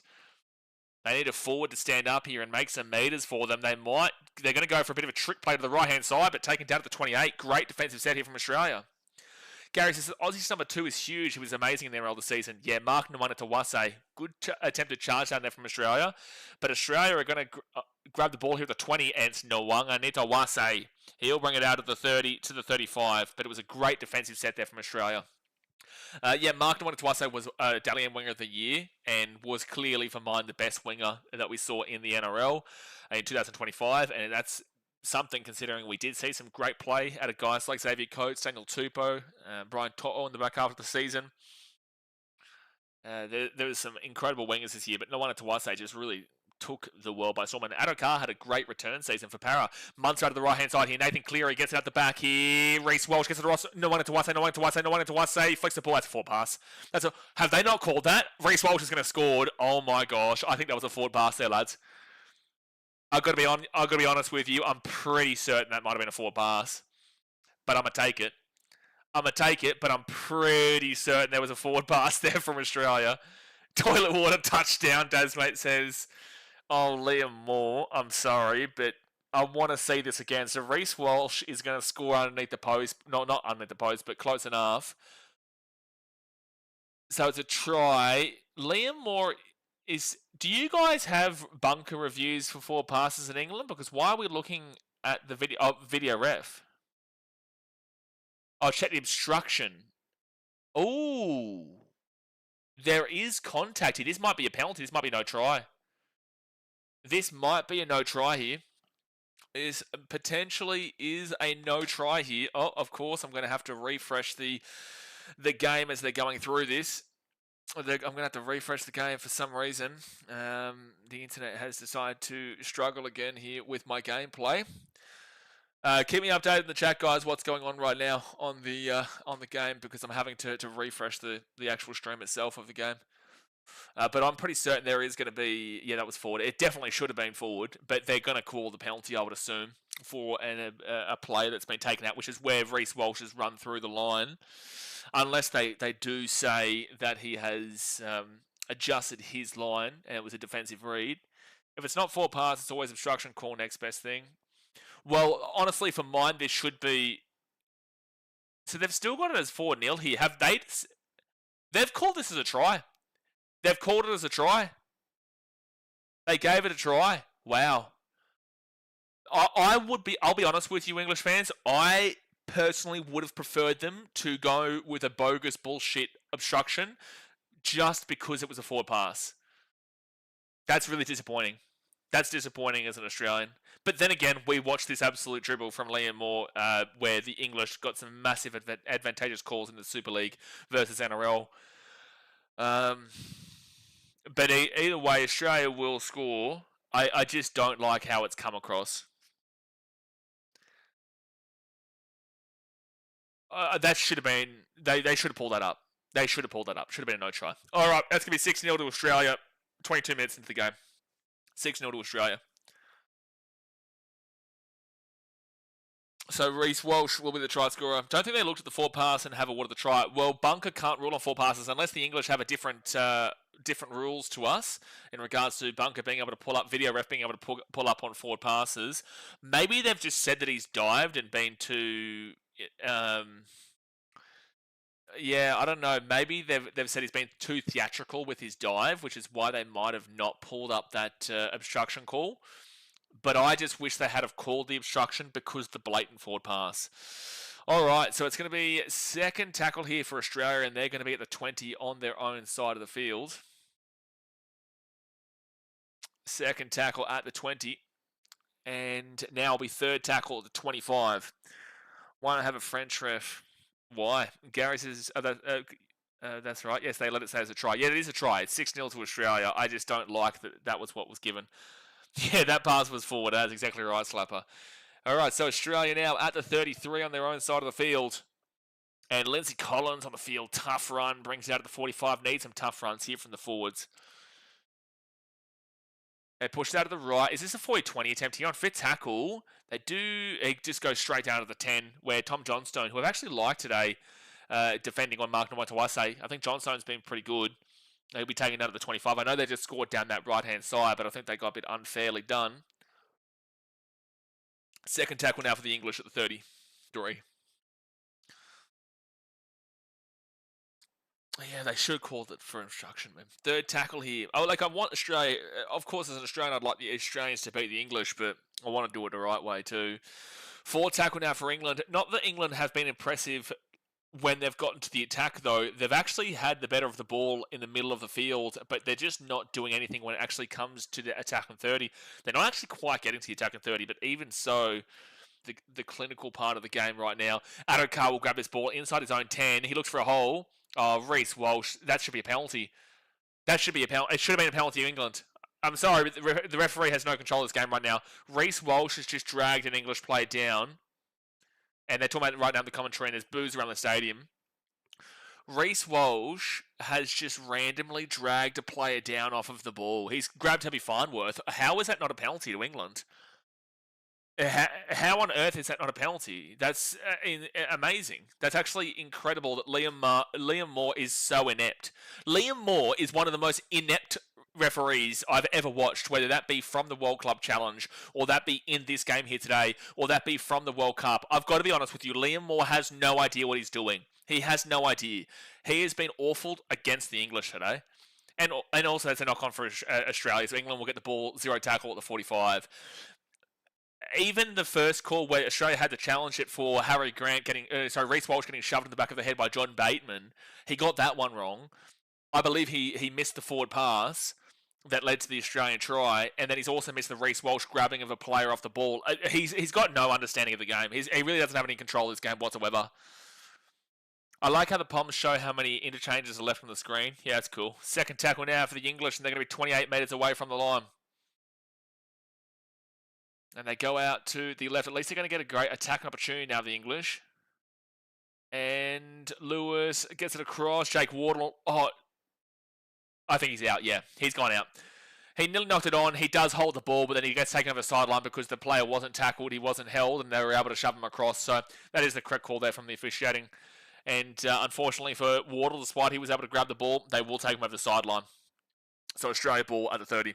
Dasmate says, Walsh needs a Platinum School threat badge. First, the forward pass in 2023. Second, the shoulder charge in the grand final. And now that no calls in all of them. Yeah, valid. Valid, man. Very questionable. Very, very questionable what we're watching right now. But it is what it is. So Australia now will get this ball out here to the 25 on first tackle. Wall Dub T, so I thought I told you last week that England is a very good team. They might beat Aussie. Well, they're not going to beat Australia, but also, what do you mean I thought I told you? I have defended England comparatively to how Australians... What do you mean? It's like you're insinuating that I said to you that England are shithouse. Australia should beat England, and Australia currently are beating England, mind you, but... I'm not the Australian that you've apparently spoken to that has disrespected England and said that England's not good, because I've always said that England is able to compete in games that people don't expect them to compete in. So I don't know what dribble you're speaking about, but sure thing, go off, princess. So it's going to be 4 tackle now at the 50, and Harry Grant will at the 45 gets it off here to Ruben Cotter, and Cotter is going to be at the 50 on fit tackle. On fit tackle at the 28. I hate it when you get knobs who don't listen to you and then they come back and they just dribble on as if like I told you so. Again, a point to be made here is they are still losing this game. And also Australia out of the right-hand side, it's going to freeze up. And right-hand side, Nwanga Tawase back onto the inside. Australia with a chance to score here. Australia with a chance to score here. Oh my gosh, it's completely freezing up. It is completely freezing up, and now Australia, has it been touched by England? I don't know. It's still fit tackle here. No, tackle has restarted. It's going to be a fresh set. Oh my gosh, I can barely even watch the game right now. The internet is that bad. It is really, really bad.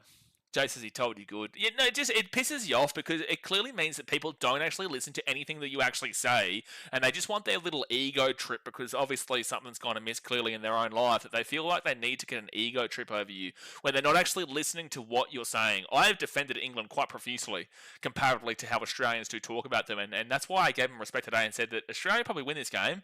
And look, the favouritism odds is leaning towards the 13 plus, but I wouldn't be surprised with a 1 to 12 on the basis that England are better than people to imagine. People don't watch the English Super League to actually have enough of an idea about what the English Super League does possess and how their English team does perform on an international level. And the Rugby League World Cup, when it was 2017, it was 6-0 to Australia in the World Cup final in Australia, mind you. But you get people who come in and they just try and tell you, no, this is what I said, you said this, you're wrong. And you're like, well, did you actually listen to anything that I've ever said for you to have that opinion that I was going against what you were saying? Because you can go to 99.9% of Australians and they will tell you that they think England is absolutely shithouse on every single level, and they don't watch enough of it. So you can go to 99.9% of Australians who say that, but I'm not one of those 99.9%. So it's third tackle now for the English, and they're at the 25. And now fourth tackle for the English at 35. Sean says, I thought I told you to a Thai wife, not a happy Jan ending. No, definitely not. Definitely not. So fifth tackle now for the English, and they're going to be at the 45. Steve says this should be an easy win for the Aussies. It should be, but again, England are better than people give them credit for. So fifth tackle, they go to the left. And, oh my gosh, this is bad defense. This is bad defense. This is bad defense. This is bad defense. That's bad defense. Oh, Reece Walsh. It's play on England. This is going to be 6 again. That was the correct play, actually. He did stop a try. All right, so England 15 metres out from the line, and it's going to be 0 tackle now, first tackle. Here's your chance, England, to tie this ball game up. They go to the right-hand side here. Come the English, short ball into the line. They're going to be 3 metres out. How's Australia's defence? How is the Australian defence here? English right in the line, 10 metres out. They go quickly, and it's going to be Jack Wellsby taken down 10 metres away, third tackle. Come on, England. This is your biggest opportunity right now to hit the scoreboard. 30 minutes gone here in the game, guys. 10 minutes to go until half-time. Hit that like button and subscribe if you're new around here. Ball hits Grassy McGrath and goes back to the 30. Really not good there from England. Now they're back at the 35 from 4 tackle. They've lost all of their attacking momentum. Yeah, I know. The clock going up is messing as well. Owen Rugby says, love your channel. Appreciate you, Owen Rugby. Appreciate I'm English up the Lions. Well, good luck, mate. Appreciate you for tuning in, Owen Rugby. So fifth tackle for the English at 35. They lost all of their attacking momentum, and Georgie Williams will kick that ball up into the air. Adokar grabs it at the 5. Disappointing set there from the English. They had a 6 again. They had 0 tackle at the 15 and ended up back at the 35 on their kick. That was really poor. That was really disappointing. Daraz Ali says, morning Blaze, hope all as well. Ash is 40 back, how good? Yeah, no, it's good, but it's just unfortunate that my internet here in Singapore is really struggling. Steve says, Aussies making dumb errors. Well, both teams are making dumb errors, to be fair. I just feel like England aren't capitalising on Australia's errors as much as they should because they're not going to get all these their way. It's not going to go and have this many errors for Australia consistently. The right-hand side, here they go. There's a chance here. Nwanga Tawase, he steps. He gets the ball offloaded. Oh, my God, another error. Oh, dude, this game is such poor quality from both these teams, lads. Like, I got to be honest with you, the quality from both of these teams right now is extremely bad. Extremely bad. I got to be honest with you. This is not professional footy from both of these teams as we speak. All right, so 32 minutes in, I think it is. Again, internet is really struggling right now. So England will get the ball here at the 35 from that mistake. I'm English, and I'm surprised that the Man of Steel, Jake Connor, didn't get picked. Again, I don't know enough about it to give you a good reply there, mate, but I have heard a lot of English complaining and criticising their team selections. All right, so England to get the ball here at the 33. Australia hand possession right on back to them. And Brett Neslick says PNG versus Cook Island looking more professional at this point. Absolutely. Well, no, it's not. Like, it really isn't. But I get your point. I understand your point about it. It's considering the level that these two teams should be at. We've seen a ridiculous amount of errors, and now it's a penalty. Harry Grant, like this, it's like this Australian team just doesn't have anywhere near enough care factor in this game. And it's also like England are kind of at that same level too, but you can tell the English care more about it. You can tell the English care about this game, but the Australians are playing pathetic. Like, they're knocking balls on that they would never knock on in the NRL. They're not working together at all. They're throwing balls over the sideline. This has been a really pathetic performance from Australia's first 33 minutes, and I guarantee you that when we look at the stats at half time, it's going to suggest to you that the English have been dominating the forwards. They've been dominating the middle because they're getting more of the meters, because Australia are looking lethargic, and it's like, why are you looking lethargic right now? Why are you looking lethargic? It's like the English haven't done anything spectacular. They've just completed their game plan for a large portion of it. They're just not clinical enough on the attack. But outside of that, they've been the better team here, but they just can't score. Whilst Australia have been really poor. They've been really, really poor in a lot of factors. They're up around probably 6-7 errors right now. Yeah, there's too many chefs, not enough waiters. Exactly right, Brenton. England kicked this ball through, and it's going to be a dropout. It's going to be a dropout. Nathan Cleary has actually probably been one of the hardest workers today for this Australian team. I loved when he chased the ball down hard on a kick from Harry Grant. He's gotten back there to force that into a dropout. Geez, the short in goal is tough. I'm low on sleep. I thought this was going to be a breeze. I'm actually stressing with the errors. No, it's poor. It's really poor. And it's just like, do you actually give a shit in this game? Not you, the Australian team. Do they give a shit enough? Because how are you making this many errors as this team? With the team that you have on paper, how are you making this many errors? Okay, so a short dropout here. Nwanga Tuase goes up for it. It's knocked back or knocked on. It is a knock on from England. No, yep, it is a knock on from England. So it will be Australia ball at 10. That's good work there from Nwanga Tuase. That's good work. Is Australia leading them to deep water for the second half? I don't know, Sean. I really don't know how this game progresses from here. I thought Nwanga Tuase got it. Oh, no, it is definitely a knock-on there from Johnstone. Gerard, so something about Hudson Young underperforming in representative teams. Yeah, absolutely. I mentioned that before. And also, again, mind you, Nwanga Tuase has been escorted off the play there by an English player grabbing at him as he's going off with the ball. Still not getting called as a penalty. Gary says, we are playing like Man United without a striker, no one to open the Aussie defence. Man United dribble, but yeah. Yeah, England have no attack, but they've been quite strong elsewhere, whilst Australia have been all over the shop. I can't believe they're up 6-0. Owen Rugby says, I have to admit both teams are playing like shit. I agree with you, mate. I agree with you. And I was expecting such unreal things from this game. There's still 45 minutes to go of the game, but geez, you got to expect more from the quality that both these teams possess, especially Australia. So they're at the 20. And Angus Crichton is going to get this ball here to the 23. And then I also have to criticise and complain about Liam Moore as referee. I don't think he's controlled this game well at all. I think he's been all over the shop and missed some really crucial and bad calls. Australia go to the right side of Ruben Cotter. Good run from Ruben Cotter. You need that off the bench. Third tackle of 37. Chelsea going to have more points than both these teams at this rate. Well, this is a very typical Chelsea scoreline from the England perspective. So 4 tackle now for Australia, and they'll be at the 50 or 47 or so. Oh, great run here. Great run here from Harry Grant. He'll get this ball to the 38 now on fit tackle. The tackle count is a little bit slow here today. Fit tackle of 35. Munster, he'll put this ball up into the air. Adokar, good chase. Dom Young, that's a penalty. That's a penalty for England. They're going to play it on here. That's a forward pass there from Reece Walsh, to be fair. This 100% is a penalty, England. Go to the video ref, and this has to be a no try. This has to be a no try. I'm sorry. I'm not, as an Australian, I'm not accepting two calls go our way for 2 tries. This should not be a try. This 1,000,000,000% should be... I can't even believe we're playing this through. It should have just been a straight call of a penalty to England here. Duraz says, who would you say has been the best so far for Oz? I reckon Walsh saved 1 or 2 tries and Munster looks okay, only 35 minutes in. I have appreciated Nathan Cleary's work rate, but I don't think he's been great on attack. But I think that Nathan Cleary's work rate on chasing the ball and also defensively has been pretty good. So I'll go Nathan Cleary. It's definitely taking the player out. There is absolutely no way it's not a penalty to England. Adokar, sure, he's going for the ball, but he is well underneath it too early. Arrives early. Yeah, penalty. I don't even know why Liam Moore went to the video ref. He was pretty clear from the outset.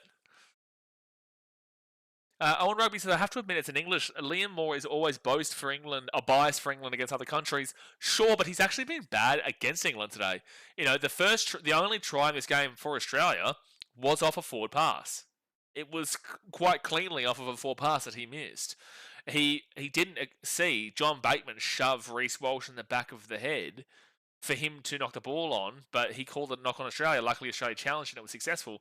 There's been multiple calls here where he's actually been bad against England in a lot of ways. And at the very least, there that call was made by the bunker, but I just think Liam was having a mare. Yeah, the in-goals are definitely small, Steve. It's because of the football fields. So 3 minutes to go here, the first half. England with the ball to 45. Clippy Wooden says, love Hudson Young. He's the first player from my neck of the woods. He's first player from my neck of the woods that's made a solid name for himself in the NRL. NRL is your key word there. Origin, no way. International, no way. But NRL, I love him for the Canberra Raiders. Oh, chance here. Over the top here. They're just going to score a try. Here. Oh, it's gone dead. Oh my gosh, they deserved the try there, England. They deserved a try there, England, but it will go dead. The short in goal has come a gutser for him because if in the NRL, that would have been a try because there would have been enough time for him to get there. That was dangerous. No one at Tuasa came in for the centre there, and unfortunately the ball just bounces bad and goes over the dead ball line. Damn, that was close.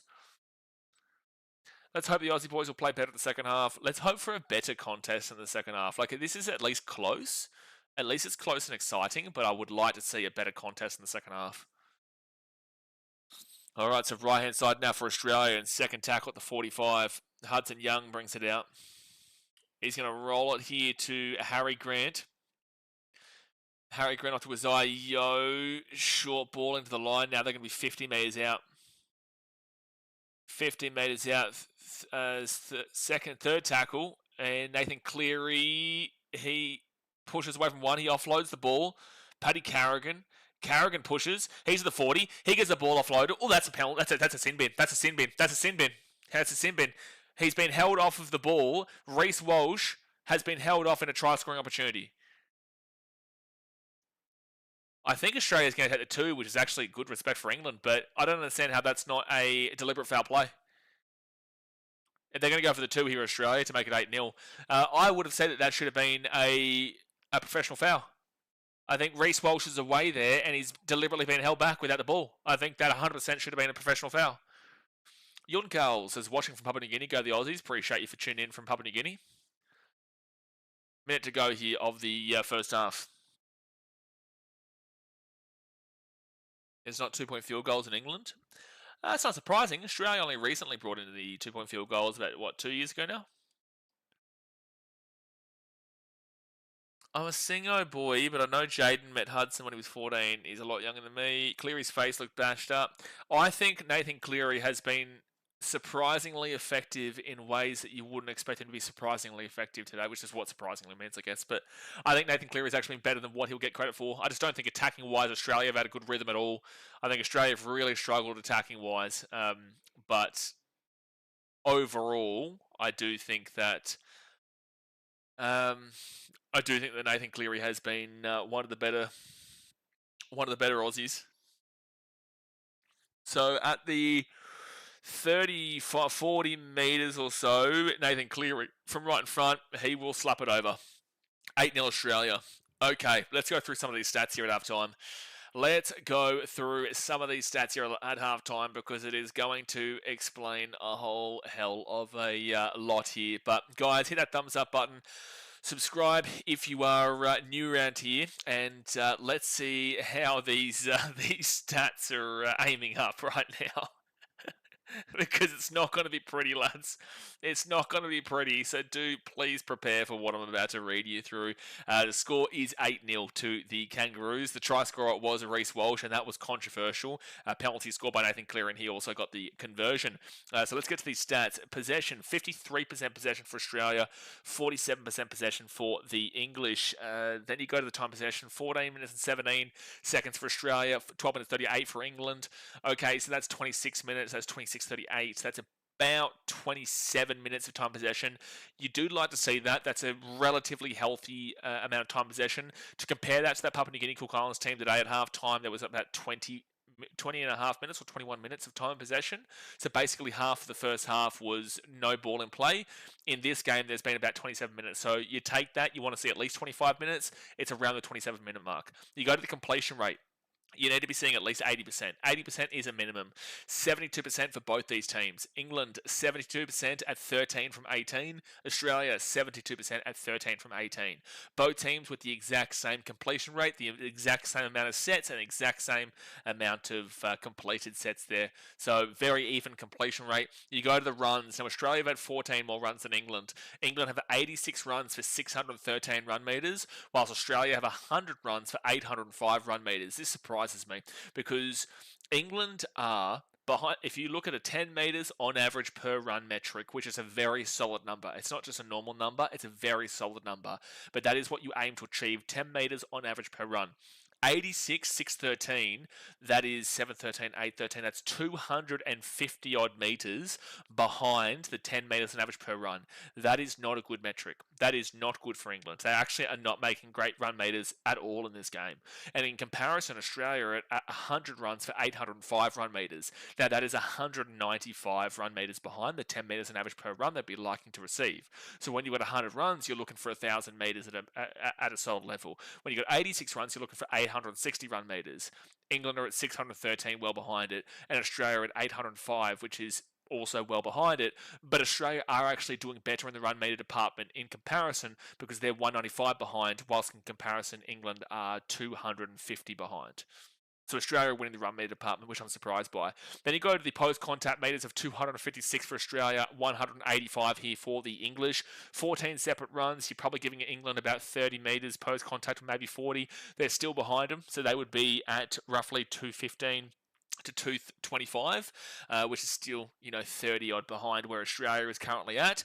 You go to the line breaks, it is currently 2-2. The tackle breaks is Australia 20 to England 16. Both teams defensively have not been spectacular in a lot of ways on a defensive effective tackle percentage metric.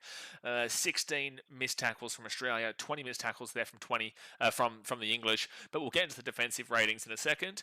Now, average set distance. This is a pretty key telling point to what I just mentioned with you about the 250 metres behind for England and the 195 metres behind for Australia, because the average set distance is a key telling sign here. So 25 and under, you turn the stream off. It's disgusting, pathetic. 25 to 30 is disgusting. 30 to 35 is underwhelming. 35 to 40 is hitting the marker. 40 to 45 is great. 45 to 50 is fantastic, and 50 plus is basically perfect. Now, England are at 34.08.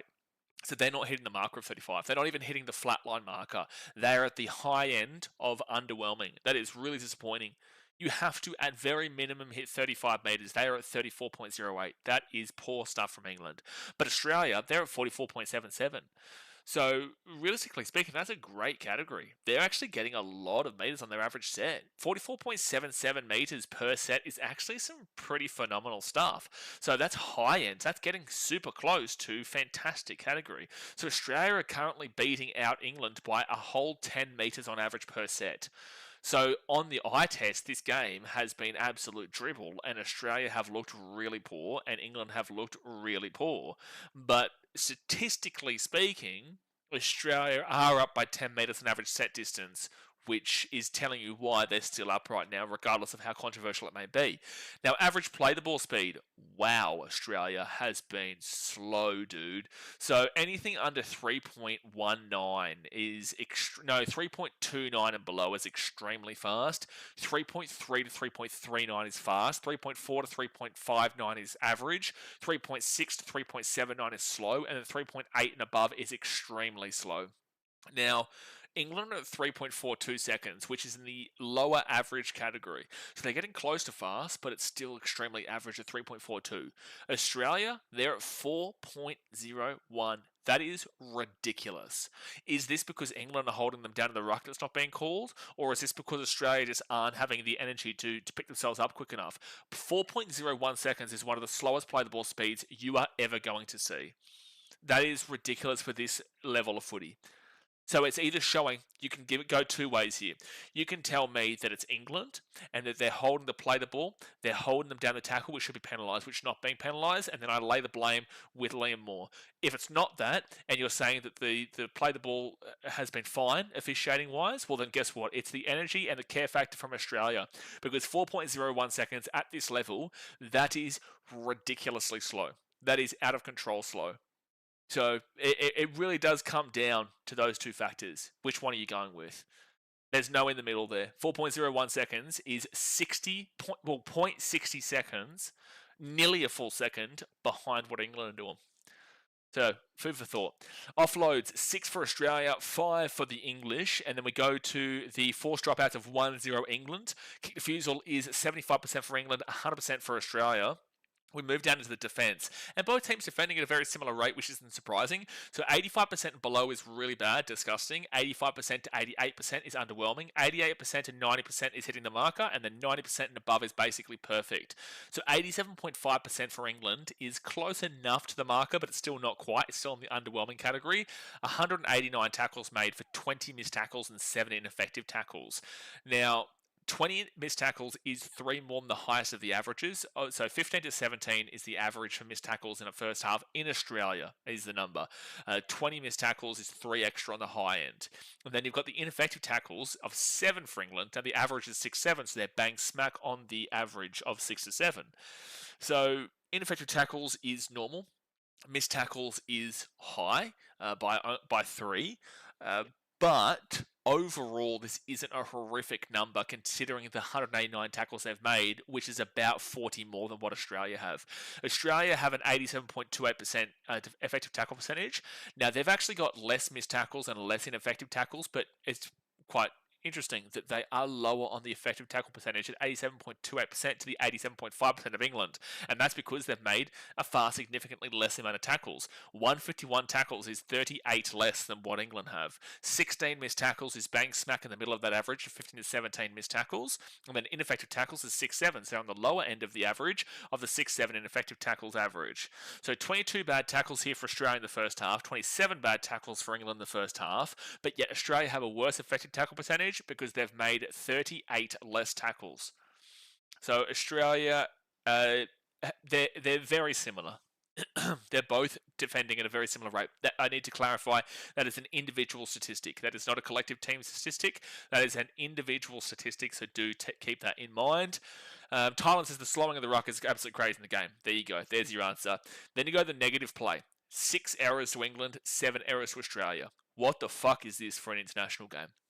I'm sorry for swearing, but I have to. 6 errors for England, 7 errors for Australia. You expect it from Papua New Guinea, Cook Islands. You expect it from Fiji, Cook Islands. You will expect it next week between Fiji and Papua New Guinea. You'll expect it when you see Lebanon play. You will even relatively expect it with Samoa and Tonga. But you should never expect it with Australia. You should never expect it with England, and you should never expect it with New Zealand. But to see both of these teams combined for 13 errors in the first half is crazy work. That is crazy work. So hopefully this is just first game jitters. I will give grace on the fact that this could be first game jitters, but that is poor. 13 errors, 7 errors to Australia is outrageous. 5 to 6 is an average amount of errors. 4 and under, or 3 and under is great. 4 to 6 is average, and then 7 and above is awful. And England is the highest of the averages at 6, and Australia is into the awful category. And that's inclusive, and this is the thing, right? When we talk about these averages, we're talking in NRL terminology. So we're talking about averages that include teams like the Cowboys, that include teams like the Knights, that include teams like the Titans, that include teams like the Dragons, or the Sydney Roosters errors-wise. And these teams today have been at a similar level, which is rough. Penalties conceded is 2-2, and that's the stats.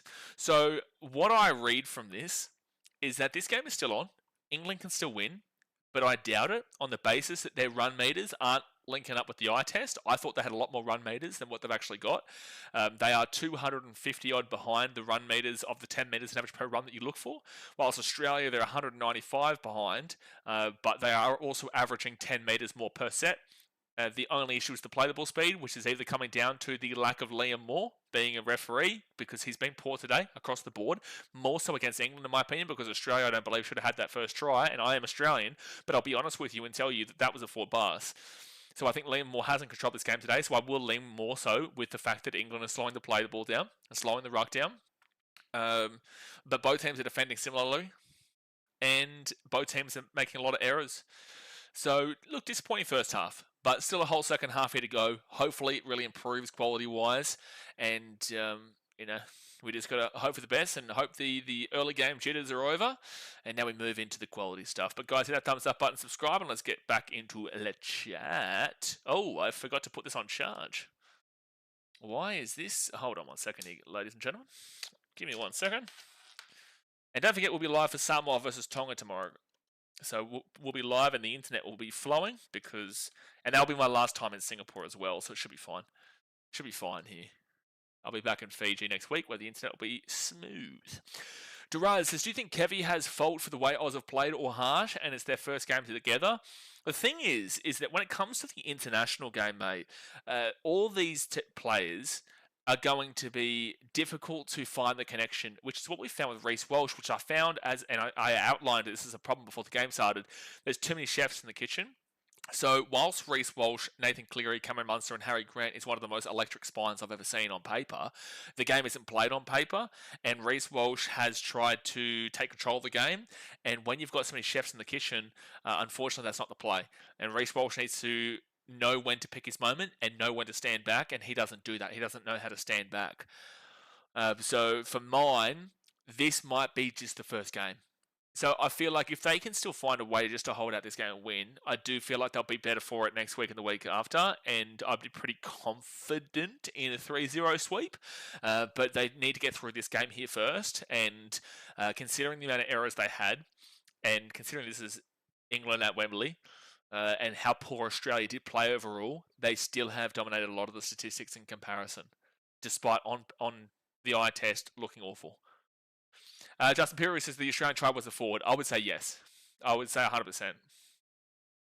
So, look, I think that Kevin Walters, I need to see all three games, mate. I can't judge him based off of one game. I can't judge him based off of one half. Lee says, how was that Aussie try giving clear forward pass? England have been the better side, to be fair. Don't agree. Don't agree with you. I will agree with you that it's a forward pass, 100%. 100%, but that's a ridiculous statement considering that they have made 613 run meters from 86 runs, whilst Australia have made 805 run meters from 100 runs. I don't agree that you can say that England have been the better team when they've got the same completion rate. The errors are pretty much equivalent. Australia have beaten them out by about 200 metres overall and are beating them out by 70 metres overall. And if you want to go by the metric of the 10 metres on average per run, England are 250 metres behind the 10 metres on average per run you look for, whilst Australia are 195. The line breaks are the same. Australia and England defensively have been the same, but yet Australia are making 10 more metres on an average set. Eye test wise, I will relatively agree with you, but also England have had nothing when it comes to the attack. Defensively, again, both teams very similar, and the only issue for Australia right now is that they are 0.60 seconds behind on the play the ball speed. So no, I won't accept that England have clearly been the better team. If you want to say they maybe have been slightly the better team, I wouldn't necessarily disagree in some aspects, but the run meters battle is showing a very different story. Both teams have had 2 penalties against them, and both teams have similar errors. So no, I can't. That they looked better, but then when I looked at the stats, it shows that they haven't been better. Both teams have been poor. But what I will grant is that eye test wise, I thought they had more run meters than they actually had, because currently they're being beaten by 200 run meters, which they shouldn't be. Lee says, Aussies have a history of being poor first tests in history of the Ashes and come back. Really, Lee? I'm not too sure about that. I'm not going to disagree with you because I don't know enough about that. Is that true? Is that true? But yeah, anyway, I will agree with you in regards to the forward pass. 100% a forward pass, dude. I complained about it at the time. Brett Neslick says, Kev won't have the best halftime speech going off his club games to rev him up. Well, he did coach the Brisbane Broncos, who are a lot of Broncos in this team today, to a grand final loss. So we'll see. And they weren't up at halftime, actually. They were down 8-0, weren't they? Lee agreed. They just have made silly errors in proper territory. Again, they're down by 200 metres. Yep, 90s and early thousands, Great Britain won the first test. Oh, fair enough. Yeah, see, I'm 31 years old, so I was super young around the early thousands, and in the 90s, obviously, I was extremely young. So that's why I don't buy into conversations too much about what I don't know, and I'm interested to hear what you're saying there, because it wouldn't surprise me. And that's why I did say, like, if Australia can hold out here and win this game, by a similar margin, I don't care how much they win by. If they can just win this by this margin, I am pretty confident in a clean 3-0 sweep. But England really need to improve. They really need to improve. Because, again, 200 run meters based off of the eye test, it makes sense. Zespi says, should I tip England for the win? They're at $10 odds right now. No, there's a reason why they're 10. If you put a small margin on, sure. Ronald Hilarious says, pretty embarrassing considering Oz has their all-star team. Look, it's not embarrassing unless they lose the series. If they lose the series, sure. But also, this is the best England team that they've put together. So it's very harsh to say it's embarrassing when they're up 8-0 right now. We don't know how the second half will go. If they lose this game, it would be embarrassing to lose. But also, you're disrespecting England by saying that. Because if you're saying that Australia are embarrassing to lose this game, well, then what are you saying of England? Are you saying that England is shit house and they shouldn't be in this game? It's like, sure, but do you watch the Super League to know that they've got more talent than people give them credit for? This is what I've been saying. People don't watch, and I'm not saying you necessarily, but people don't watch the Super League. They don't know jack shit about the English team, and yet people come in with their knowledge of rugby league, which in the NRL, and that can be strong, that can be great. But how do you know how to compare this team to this team if you don't watch this and you only watch this? Do you know what I'm saying? Again, not referring to you, but it's just a lot of the general consensus that gets spoken about. At least as best side we've had for some time, England, that is. That's why I said, like, look, realistically, I did lean towards Australia 13+, but I did give credit and say I think Australia maybe won a 12 because England should be able to get up and make this competitive, but I didn't see a world England won, which is why I maybe lean into the embarrassing side. But if you're saying it's an embarrassing loss for Australia if England win this, then you are saying that England is a sub-tier team and are not at the same level equivalency. So Reece Walsh is going to pick this ball up at the 5 here, and he's going to bring this ball out to the 10, to the 15, he's away, 20, 30, 35, 40, Reece Walsh, 45, Reece Walsh, 40, 35, 30, back to Addo-Carr. Oh, tripped up by Herbie Farnworth, and that's why he's one of the best centres in the game, Herbie Farnworth. So 20 metres out from the line. What an incredible run there from Reece Walsh, and that is ominous signs here for the English. That is ominous signs. And Cameron Munster, he's found a hole, he's found a gap, he's taken down to the 10, second tackle.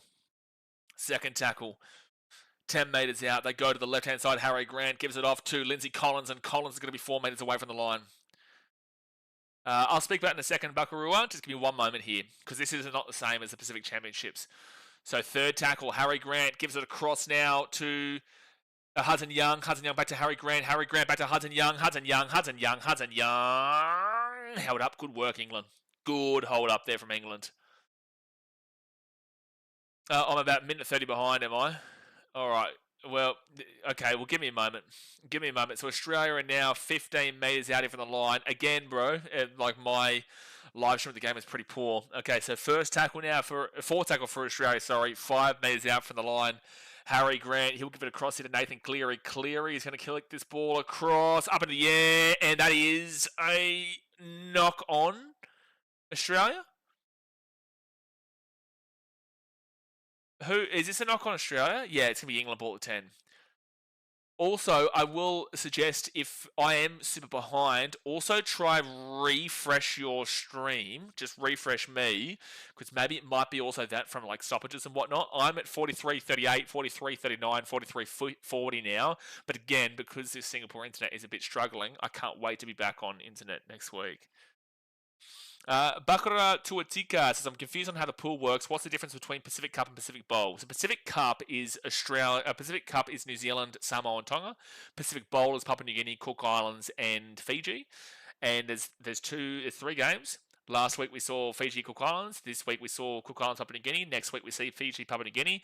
But either way, it's Australia will catch the ball actually at the 45. Interesting. Third tackle at their own 45. Basically, Fiji, Papua New Guinea next week means nothing because they're both into the final. And then whoever wins that final in the second week, Australia might be away. No, Hudson Young taking at the 50 on 4 tackle. Look at how they're slowing the ruck down, but. And now Australia gets the ball to 40. You've got to remember, Australia versus England is not a part of the Pacific Championships. That's just there because we are streaming those games, and we just leave it up because there's no point changing it. Short ball into the inside. Angus Crichton's away here. This is a try for sure. Bang, son. Angus Crichton, right up in ya. No one even tried to tackle him there. And what's Liam Moore checking? What are we checking here, Liam Moore? He grounds the ball. He does checking if he grounds the ball. Yeah, I'm at 44-48 of just in the try scored, but we're just going to see. We've just got to see if Angus Crichton puts his ball down here. Apparently, surely. What are you looking at, Liam Moore? What are we checking, dude? What are you checking, Liam Moore? What do you mean go back on this angle, bro? Like, he's planted the ball down so hard. Liam, mate. Come on, Liam. 12-0 to get to come. Lee says, great defending England. Lee, I'll give you credit. I do think that England have shown enough in this game defensively on a quality level, and I want to remind English fans I will be live streaming all Super League games next year because I want to have a better understanding of the English team with the content I provide. I stream every single game of the NRL. I'm going to be fair and do the Super League as well, despite the time zone. But defensively, I haven't been unimpressed by England. I've been impressed with their defense, even though I'm considering Australia to be pretty poor today and really lackluster in the first half specifically. But attacking-wise, I think you need a guy like AJ Brimson in your team. I do think that's a big change. You guys need. I don't know how you fit him in, but AJ Brimson is a live wire. He can break a game apart, and I feel like you guys missed a trick not having him in this game today. Boy says, ball looked like it slipped for a second out, but he re-gripped it real quickly. Yeah, I don't think Liam Moore should have checked that, but either way, it's try. But I haven't been... in the first half, I was okay with English defence. It's just their attack, they've had nothing really going forward. And Nathan Cleary will make the kick, and it's 14-0 here to Australia with 34 minutes to go. If Australia lose this game here, that would be embarrassing to lose from 13 points up. But... England just need to compete. They can't let this game get away. Lee says, where I live in York, just got Super League status. Well, I'll be live for York games next year. Like I said, I'll be streaming all the games live next year. Lance says, who you got, Samoa Tonga? I will be live for Samoa Tonga tomorrow. I'm tipping Samoa to bounce back and make that Tonga-New Zealand game very interesting next Sunday. I'm tipping Samoa to win. They could have beaten New Zealand. It's just that they made the mistakes. They made the errors. They had attacking opportunities, but they just kept, just blowing it. And New Zealand were able to win by 6 points. I think Samoa can beat Tonga tomorrow, which will send next Sunday's Tonga-New Zealand game into a crazy one. Because for people who don't know, if Samoa win tomorrow, then Tonga must beat New Zealand. But if Tonga beat New Zealand, it'll come down to points differential between the two teams that'll make the final. And I would love to see Samoa versus Tonga. That'd be so cool. All right, so Australia now. Harry Grant gets slammed down to the 40 on their own side of the field. Fit tackle. TAFE ref is being generous, Jay. TAFE ref is crazy work. Community college ref. Now, Jack Wellesby, he'll bring this ball to the 20, to the 25. Now, for the English fans, so far today, would you agree with me that AJ Brimson should be in this team? from what you've watched today. Lee says, worry now as Aussies could run away with this to need to score next, England. Absolutely. It's going to be 6 again here for the English at the 25. I think there must have been a strip from Australia and must have been against them. What? Oh, okay. He's lost the ball backwards and then Australia knocks it on, yeah. So first tackle now for the English at the 28 on their own side of the field. But yeah, Australia do have an opportunity to run away with this game now. England do need to score next, otherwise it could get quite ugly. Boys, it's feeling like the floodgates are going to open up. It does feel like that a little bit, boy. But the biggest concern for me today for England is they've had no attack. They've had no attack. Close to 4 past that. George Williams. Oh, that was a great pass from Georgie Williams, though. And they'll be taken down here to 42. I haven't seen Mikey Lewis do anything today. I've seen George Williams a couple times. I haven't seen Mikey Lewis do much today. I can sense this English team is going to change around a lot going into next week's game. England, the 40, they roll out to Happy Farnworth. Here's a good play for Dom Young. Dom Young, get how much of Saki. Oh.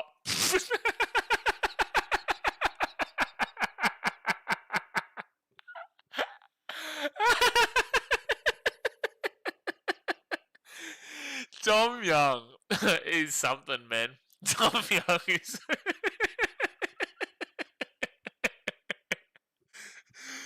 Dom Young's trying to offload the ball out the back. He throws it forward and it goes directly into Reece Welsh's face. That was too funny, dude. That was too funny. He's trying to offload at the back. It was a great run from Dom Young, but he throws it forward into Reece Welsh's face. Oh no, that's Dom Young for you, but Gary says we don't seem to be spreading the pay to try and create gaps in the Aussie defence. Need someone to take the game by the scruff of the neck, but do we have anyone? This is what I'm saying. AJ Brimson is that kind of guy, dude. AJ Brimmo, take my advice from it. Like, I know I might be a little bit biased because I'm a Gold Coast Titans fan, but genuinely AJ is a live wire that can create that change. Sean James is Falcon. Yeah, Falcon. Right into the schnoz. So 50 minutes gone here in the first half, guys. 30 minutes to go of the game. Australia lead 14-0. Hit that thumbs up button, subscribe. And if you like travel content, you can go check out the travel channel in the pinned comment. And if the internet is cutty and choppy today, it's not usually like this. I'm just in Singapore at the moment, and the internet at the hotel has been a bit worrisome. So Australia now, they're going to bring this ball out to the 35 on third tackle. Didn't know why you were laughing over 20-second delay. Yeah, well, now you know. Now you know. AJ Brimson not being in the team is absolutely crazy, like beyond me. It doesn't make sense, Tylen. It really doesn't. But Jack Wellesby makes sense in the fullback. I would try to accommodate AJ to the fullback, to be fair. AJ Brimson gave up Origin to be 18th man. No, he didn't. He wasn't going to be in the Origin team. Who do you put him in for? Nah. AJ will play next week, but who do you put him in for? He wasn't getting an Origin spot.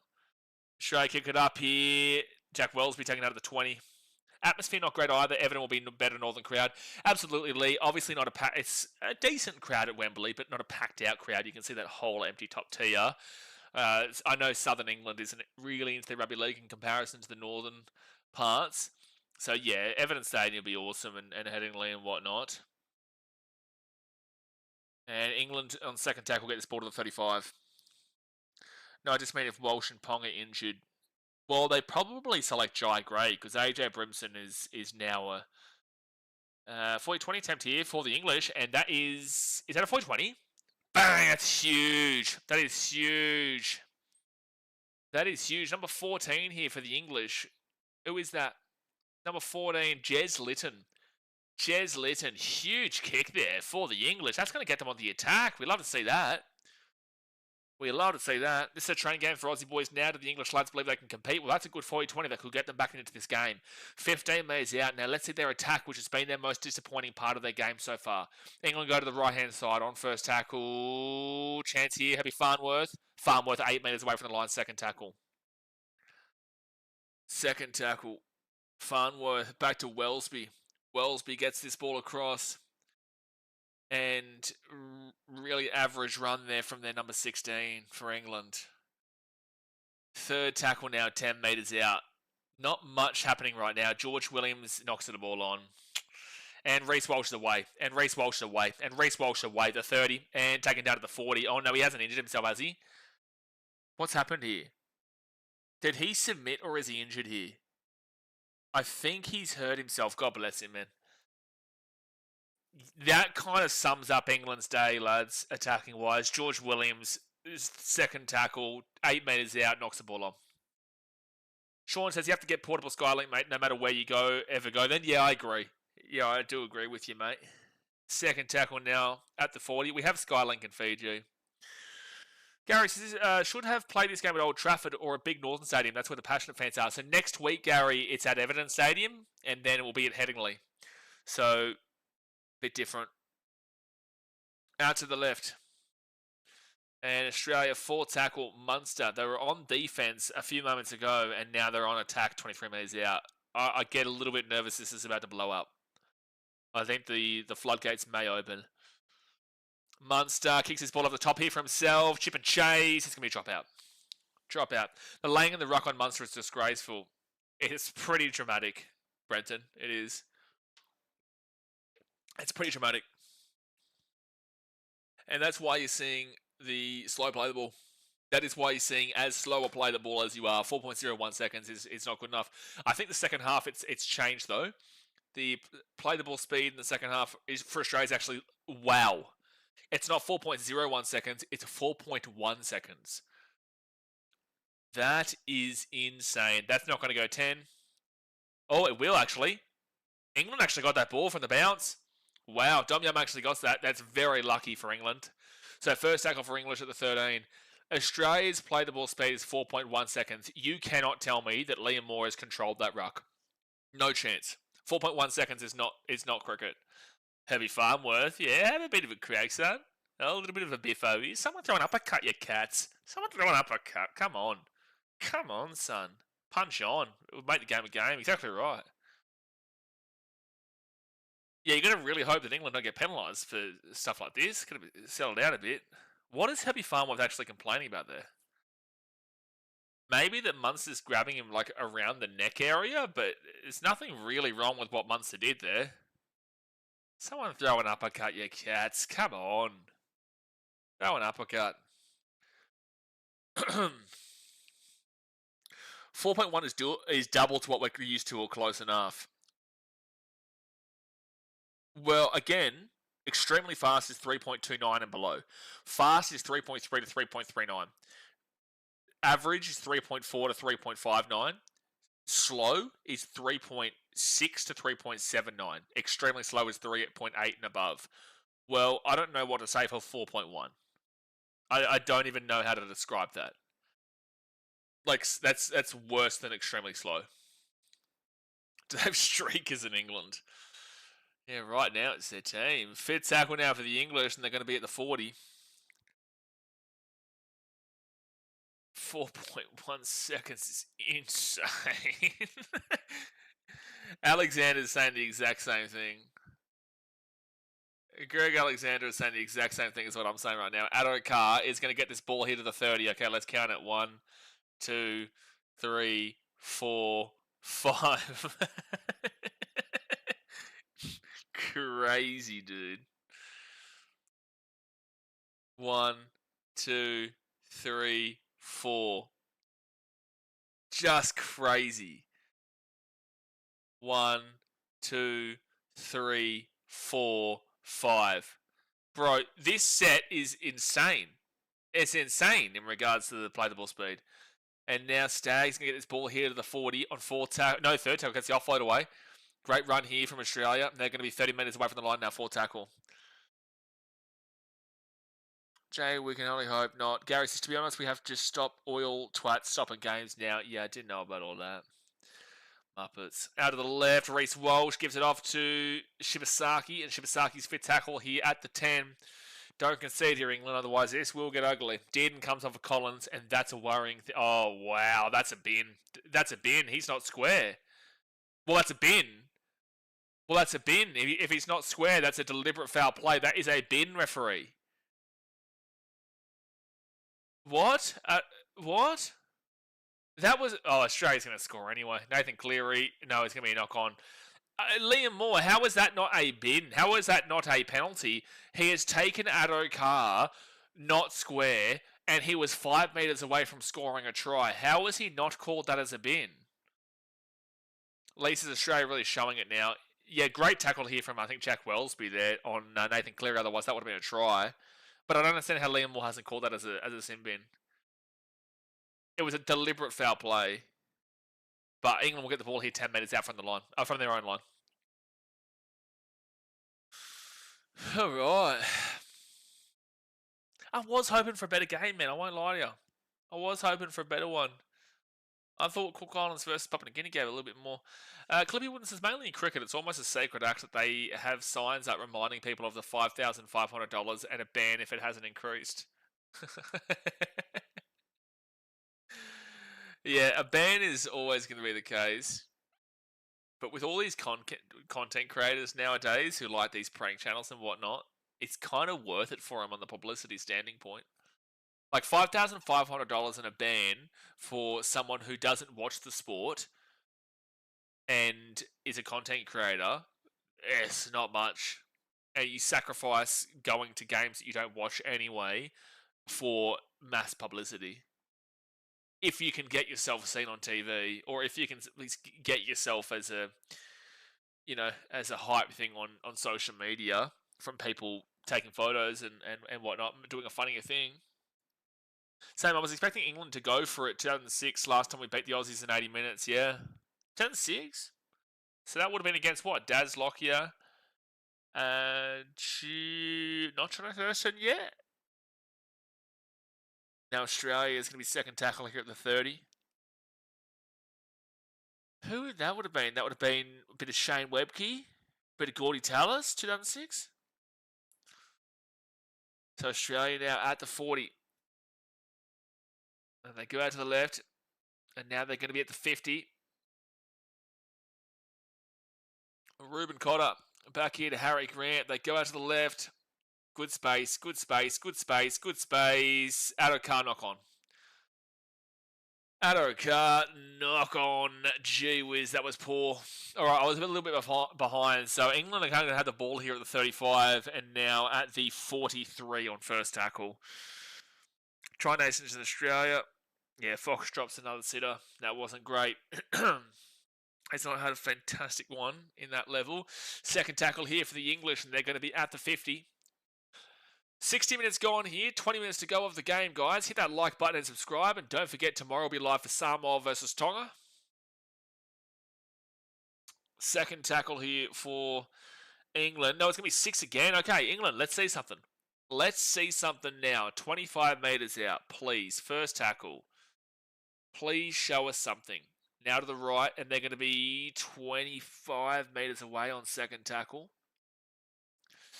We had a streaker at Twickenham back in the 80s. She had a great set and made national papers the next day and a household name. Google Erica Rowe. Get around it. If you're going to streak. None of this foot close shit. Oh, they're going to try and offload it. No, they don't. Third tackle. I think this might be actually 4 tackles 7 metres away. At the back, here we go. 4 tackle here for England. Come on, show us something. Herbie Farnworth, 13 metres away, 5th tackle. Show us something, England. They can't win the air game, though, against Nwanga Tuase. So they can't kick it right now. And they are going to kick it out that way. Not a great kick in all capacity. They knock it back, actually. And they kick it through. Picked up by Nwanga Tuase. He's away at the 25. He's away at the 30. 33. Taken down first tackle. Not good. No, but it's like, you know what I mean, though? Like, if you're going to streak, like, none of this close shit. Like, all the Kiwis and whatnot, especially, you see in New Zealand, like, all these Kiwis in Christchurch and whatnot, when they streak, they're fully clothed, and it's just not funny. You have to be naked, mate. Otherwise, it's not worth it. Like, let's go back to Origin with that big fat dude who was super fake tanned up and around the field. Not last year, like 2023, Parramatta Eels versus the Titans at Seabus. We had that chick get her jugs out and she just ran onto the field and, she ended up starting like an OnlyFans or some shit. They're the days. They're the times. It's not this stupid shit where you got your clothes and you're under the field. You're just wasting everyone's time, and it's usually dudes. It's like, we don't want to watch you, buddy. Come on. Yeah, we can't watch you. We're here to watch porn and a bit of rugby league. Too right, do it close off. Exactly right. It's disrespectful to the game. Disrespectful to the culture of the world. Not even just your own country, the world. Now, third tackle here for England at 25. I do understand why people don't do it, though, because then everything is shown on social media. But that's a risky take, mate. You go on there, then take it off. Fourth tackle here for England at 35. England not scoring this, I feel. I can't see it either, Lee. Their attack has just been really dribble today. 40-20 attempt here. That's actually going to be a 40-20. Oh, it didn't have the angle. Thailand, I'm sorry, but England's attack is just woeful. It's pathetic. No, it's really bad, Thailand. And this is why I'm saying they need to put AJ Brimson into the team. I don't care whether you put him fullback. I don't care whether you put him six. I don't care whether you put him on the wing or you put him in the centres. You need him there. Put him in over Jake Wardle. You're keeping Farnworth there. If you want to keep Wellesby as the fullback and you want to keep George Williams in the 6 and Mikey Lewis in the 7, not that Mikey Lewis has done anything, penalty to Australia here. Mikey Lewis has done nothing.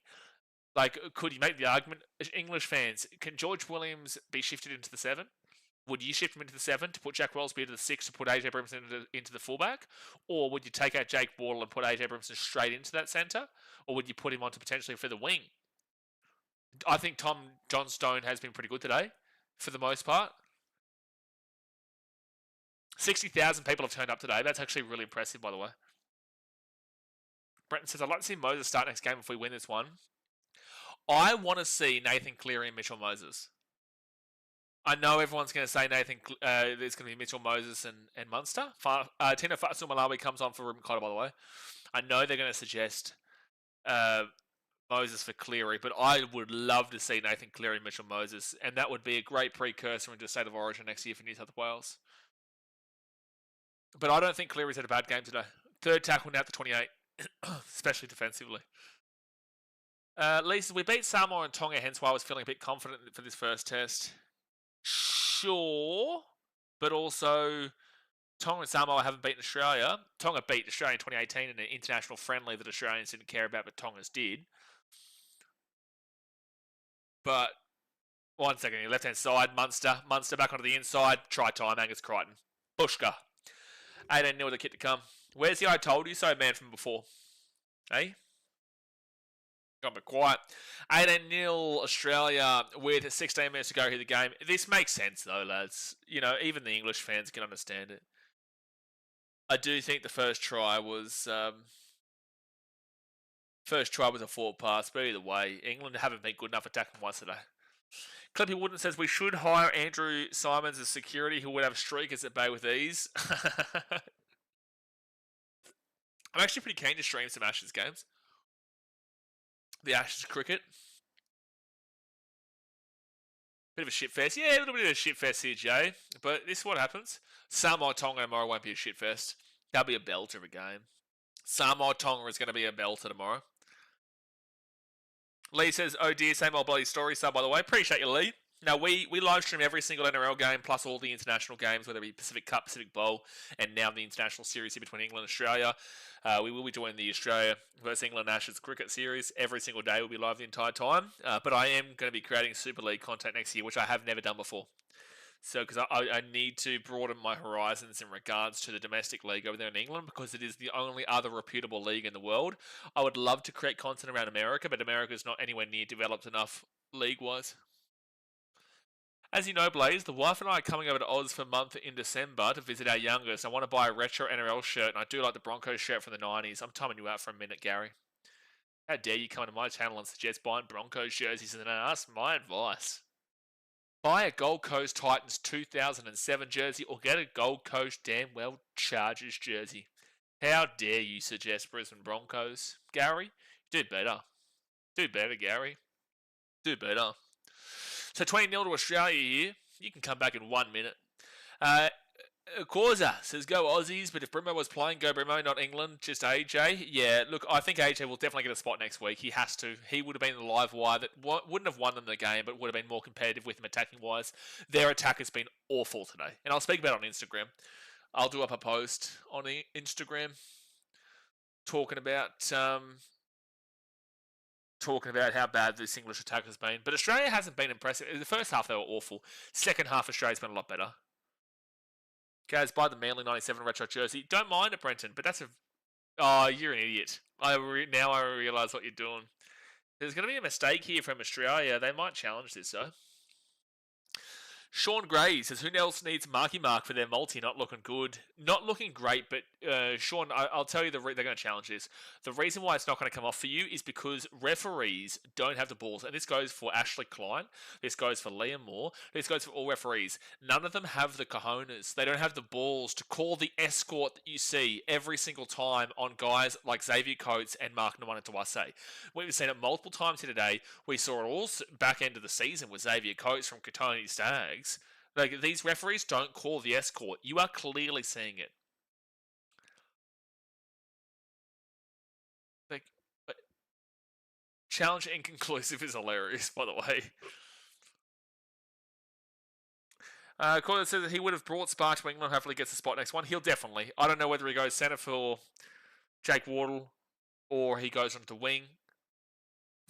I wouldn't... Like, Dom Young's a big name. Not that he's been good today at all, but I wouldn't be surprised if you could put AJ over Dom. But they won't do it because of his name. And I just think that Jack Wellesby will be the fullback regardless. But I'd love to see Bruno play that fullback. Jack Wellesby 6 and Georgie Williams 7. But then again, I don't know if Wellesby and Williams will work together in the 6 and the 7. Seb Watson says we've been toothless in attack so far. Absolutely, 7. That's been your biggest detriment. But the second half, Australia have been clearly the better team. First half, it was very topsy-turvy, but 200 metres behind Australia was poor. England now third tackle, 3 metres out. Show us something. For gosh sake, just show us something. Give your fans something to cheer here. England out of the left-hand side at the 10. And Kai Pearce-Paul, what's he done today? And he'll be taken down to the 10. Like, do something, lads. I'm Australian, and I want to see England show us some attack. Fourth tackle, 10 metres away. They go it across. There's nothing in attack right now. Farnworth locked down to the 3. Farnworth has probably been one of their better, if not their best player today. Out of the left, short ball to the line. Great defense. Oh, that's a knock on. It's no try. Don't even bother cheering it, lads. Farnworth has probably been their best today. It's definitely clearly forward here, lads. I don't even know why. But then again, Australia should have been called for the first one. There's no way you challenge this, England. 61,000 here. Yeah, no, it's good, Seb Watson. I haven't heard much from the atmosphere, though. I'm looking forward to the northern cities in Everton Stadium and whatnot, and Headingley get their game, because I think the atmosphere will be a lot better. But England need a different team. They do. Lee says, England Rugby League side is like the football side. It's never coming home. Bit different. Australia are very clearly the dominant force on international rugby league. Whilst they're dominant, there's a lot more competition in the likes of Spain, the likes of Brazil, in the likes of Argentina, in the likes of Germany, in the likes of Italy. You know, the French, there's some fantastic teams out there. In comparison, we're talking about a league as a sport that is dominated 40-20. Oh, close to 40-20. It'll go out about 25, the England ball. Football, I get the comparison, by the way. It's just not the same, but I get what you're talking about on a different level. England, internationally, I think they have what it takes to compete better than this.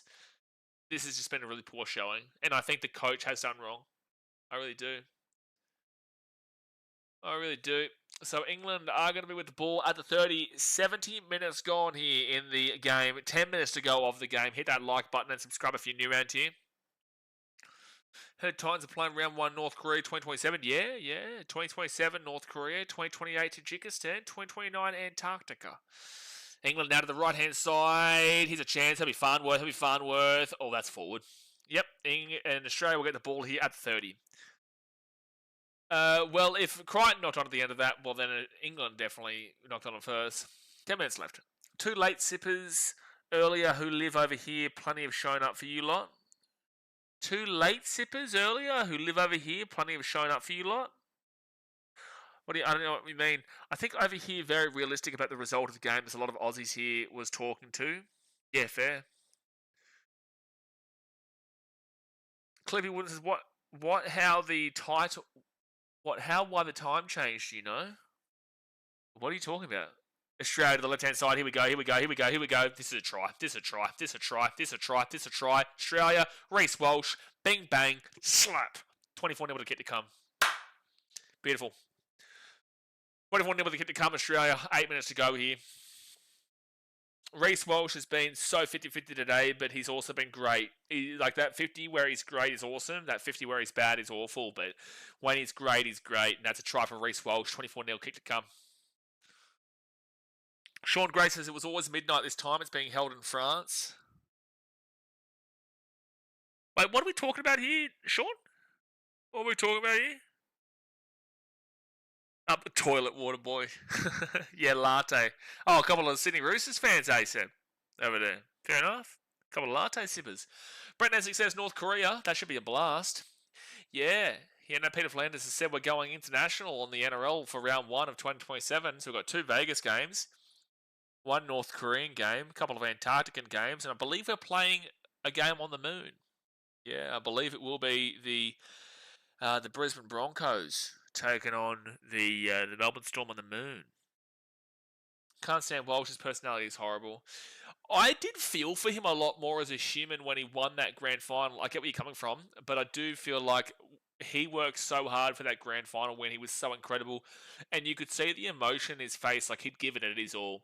And I feel like that made me and a lot of people respect the human behind it, because you could see how much pure emotion and passion went into his jersey on the day of the grand final. Clippy Wooden says, UFC, didn't do my research, just assumed it would be after lunch. What are we talking about, UFC? How did the UFC come? I don't even know what's happening. I'm going to stream the Samoa Tonga game tomorrow, guys. I can't stream the UFC, but I'll be live for Samoa versus Tonga. 8 minutes to go. You confuse the living shit out of me, Cliffy Wooden.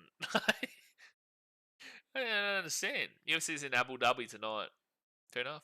100% agree as a player in that aspect. I can agree as a person, can't stand him. Fair enough.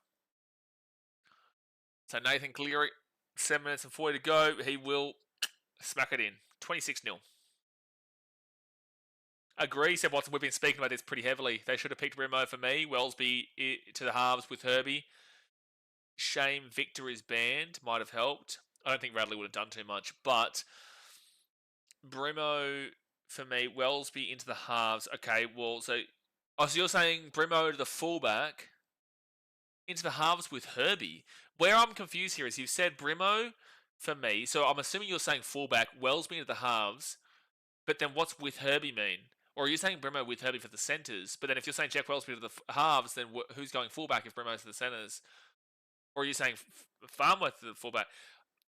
I'm not too sure kind of what you're getting at there. Maybe, to say what you're saying, I'd go Georgie Williams 7. Oh, right inside. They're away again here. They're slapping him. Namana to Wase. Oh, it's great defense there. Great tackle to stop him from going. Stop him from getting a try, but Australia keep it alive. They go to the left-hand side. Munster, he's going to step. Yeah, they're really putting him past him now. It's party time for Australia now. Yeah, Australia have clicked on in the second half. How do you say in? No idea, Renton. He's so good. Aussies are too good, to be honest, and I don't believe the England lads thought they could win. I just think they've really put together a poor team. It's going to be a penalty to England. So my dream lineup for next week for England would be AJ Brimson fullback, wingers of Dom Young and John Stone, even though Dom Young is hilariously poor nowadays. Centres of Herbie Farnworth and I guess Jake Wardle, unless he got better. 5'8", Jack Wellesby, 7, George Williams. English fans, would you disagree? The spelling is a little off for me. Shit happens. Yeah, shit happens. It is what it is. Also, I saw you comment late in that last stream, the Cook Islands versus Papua New Guinea stream, Sean, where you were like, if I'm a wanker, I apologise. Mate, we love you. You're a good bloke, man. Don't ever stress. If you're a wanker, we would have timed you out. As you know with this channel, if there is a complete knobhead, then we just, Jay or the mods or me, we'll time him out, mate. So third tackle at 24. Someone says Young has had his hammy looked at 4 times with heat spray and rub down, so don't know if he makes it. Yeah, fair. Well, then who do you put on the wing? Are you saying AJ Brimson at the wing then and keep the same spine? Dom Young's been bad though. Like England now 4 tackle, they're 15 metres out, 20 metres out now. They go back, they kick this ball through. Well, there's a player taken out there. This could be a penalty to England. Yep, it will be. There might be a sin bin here, but there should have been multiple sin bins for England in this game too. You know more than me, Blaze. I'll take your word for it. No, it's all perspective and opinion, man. I would say it's not that the English lads didn't believe they could win, but I just think that the coach has put together the wrong team. Like, there was a lot of English fans complaining, saying about their man of steel, Jake Connor. Is it, English fans? Is it Jake Connor? Jake Connor didn't get selected or something, who was, I believe, your man of steel or something. Oh, kick chase is onside. Unless this English player here. Well, there is an offside player who was within 10 metres, mind you. But Jacob Wardle just copped that.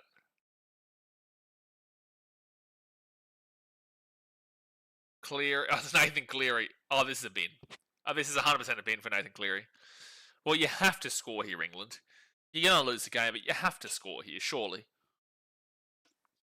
This is 1,000,000% sin bin. So it's penalty. What? How is that not a sin bin? The officiating has been diabolically bad this game for both teams. Like, England should have had multiple bins. That should have absolutely been a sin bin. The first try for Australia was just dog shit. It was clearly a forward pass. The quality of the game has been poor today. At least England will score here. Like, Clark will score to make it 26-4 with a kick to come. But, like, oh, look at the play the ball speed of Australia. 4.2 seconds. That is horrific. Like, the referee, the officiating in this game has been so bad. Like, it's been so pathetic. It's been so poor. Liam Moore has been awful. The refereeing has not got in control of this game. Mind you, there's only been 49 minutes worth of ball in hand in this game. Yikes. Who do you got, Tonga versus Samoa? Sean, I'm taking Samoa. I think they had enough chances to beat New Zealand. They made a lot of mistakes. I think that they beat Tonga. Tonga then potentially beat New Zealand next week. And then it will come down to points differential, who makes it into the final between New Zealand, Samoa, and Tonga. New Zealand only beat Samoa by 6. So let's assume Samoa win tomorrow by 6. That gets them back to 0. Tonga go down 6. New Zealand are up 6. Well, then imagine if Tonga beat New Zealand by 6. Well, then that would be Tonga going back to 0 and New Zealand going to 0, and then Samoa would have beaten Tonga. Tonga would have beaten New Zealand. New Zealand would have beaten Samoa. I don't know who would actually progress based off of that, which is a genuine outcome. There is a genuine outcome where Samoa wins tomorrow 6-0 by 6 points. New Zealand last week beat Samoa by 6 points, and then if Tonga beat New Zealand by 6 points, Samoa will finish on 0, New Zealand will finish on 0, and Tonga will finish on 0, all 3 of them with wins. It would be so interesting to see who actually would make the final. But I'm going to take Samoa. I think they had enough chances last week, and it was just their own mistakes that cost them. But if Tonga, and I do think Tonga can win, but if Tonga do win, then that makes next week's game pointless between Tonga and New Zealand, because they'll play each other again the week after in the final. But I do think Samoa's got enough in them. I do. Sean says, I don't lie, this is the only stream I watched, so you stuck with me, sorry. Well, oh, Biffo, someone throw an uppercut, you cuts, come on! Someone throw a headbutt or something, my goodness. Someone throw a headbutt. Can I headbutt Stuart Broad? That's who I want to headbutt. That's who I want to headbutt, Stuart Broad, a cat. He's a cat, that bloke. There's a bit of a biffo, lads. Not a great spectacle from the English point of view. Gary, it's not been a great spectacle in general, mate. You thought they would have thrown the kitchen sink at Australia in the first test to raise expectations to increase interest in the series. Well, it's already sold out, I believe, in the North. Stuart Broad, yeah, fuck that guy, Brenton. We have had too many one-out carries. No idea where Morgan Smithies or Matty Nicholson is either. Exactly. Or Jake Connor, said Watson. Jake Connor, Morgan Smithies, Matty Nicholson, AJ Brimson. The team list that has been put together here by the English coach has been pretty poor. Pretty poor, mate. But who do you guys tip tomorrow between Tonga and Samoa? Let me know. Jay says, my head hurts now. Thanks. Good. Good, mate. I'm going to confuse you even more tomorrow. Staggs comes off. Carrigan comes on. Why is Staggs getting rested? And Carrigan's coming on. A forward is coming on whilst the back is getting rested. Gary says, leave Brody alone, mate. You wait. That Mudderbish has been in the media talking mad dribble about Australia going into this Ashes series. I'm going to tag him after every single damn Wells bloody shot we make. I'm going to tag him on Instagram after every single day, asking him how he feels about the English clean sweep now, because he's going around saying that he believes England are going to get a clean sweep in Australia. The guy's off his rocker. He's off his meds. The guy is off his medication. He thinks that England, and he looks like he's genuinely speaking when he's saying this. He's usually a troll. He is a troll. But like, he genuinely looks like he honestly believes England are going to get a clean sweep. The guy is off his rocker. He's off his dead set rocker. I don't believe England have won a single test match in Australia for like 15 years or something. They haven't beaten Australia in a series in ages. Oh my god, that's unbelievable. Oh, Wellesby, no. Oh, Dom Young is going to pick it up and take it in the in goal. Wellesby, don't do that again, brother. Who's that? Sure, Broad, Jay. Broady. My wife sold him his house. Hey, well, Gary, can you tell your wife with respect to please tell Stuart Broad that BKR Sport called him a knob? If you would like to send him this clip, feel free, mate. Feel free. Gary says it's the Ashes, mate. Always pre-chat stuff. So like what I'm doing right now? It's not that serious, man. So a minute to go here of the game. Come on, mate. Oh, God. If you think it's pre-chat. Jay, he's had a circle jerk over Camo not playing for weeks now since we found out. Go for the field goal, Australia. Get Jay going, you know. Get Jay going. 15 metres out. Kolomatangi. Second tackle. Give it to Tino for a field goal. Do a Paul Gallen from 2019. Harry Grant. And that's just going to be knock on. Marsh Lapatanzi. Get around Marshy. 5 seconds to go here of the game, lads. 5 seconds to go. And the first test is done and dusted. Australia are going to win 26-6. 26-6 at Wembley. Look, a bit of a disappointing game overall. It wasn't anything spectacular, but Australia, wow. Dude, let's look at these run meters quickly. 192 runs for Australia for 1,679 run meters. England, 165 runs for 1,159. England got beaten by 500 run meters today. 500 run meters today. That is insane. Over 500. That is wild. England got beaten by over 120 post-contact meters. They got beaten by over 500 run meters. Australia had a 69% completion rate and had 500 more run meters. They had 3% less than England. They had 53% possession. But 25 from 36 completion rate is awful. 69% is bad. They didn't even crack 70, and they had 500 more meters. Average set distance, they had 14 more meters. Over 14 more meters. The play the ball speed was so slow because Liam Moore is awful as a referee. 4.21 seconds. That's 0.70 seconds behind England, 3.53. Oh my gosh. Australia's defence was horrific. 81.9% is horrific. 40 missed tackles, 21 ineffective. That is 61 bad tackles in that game. That is horrific. Australia 14 errors. We have just seen Australia win 26-6. with 14 errors, 4 penalties conceded, 2 ruck infringements, which is more than England, all 3 of those, 4 ineffective tackles, the same amount of missed tackles, 60 less tackles made, 81.9% to England's 85.32%. But yet they had 500 more metres. Insane. Tyler says, Brimson needs to be fullback. Wellesley ran for 57 metres as fullback. That is diabolical. Chuck George Williams into the 7. Michael Lewis did Jack.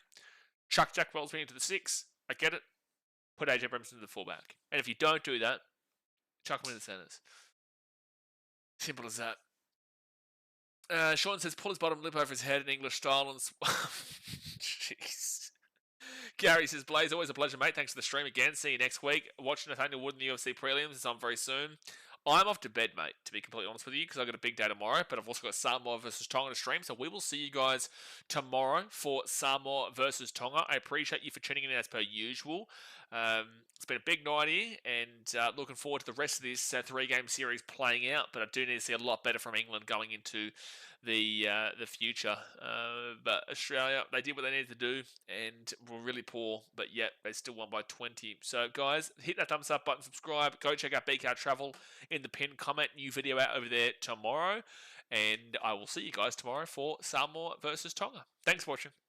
Catch you later. See ya.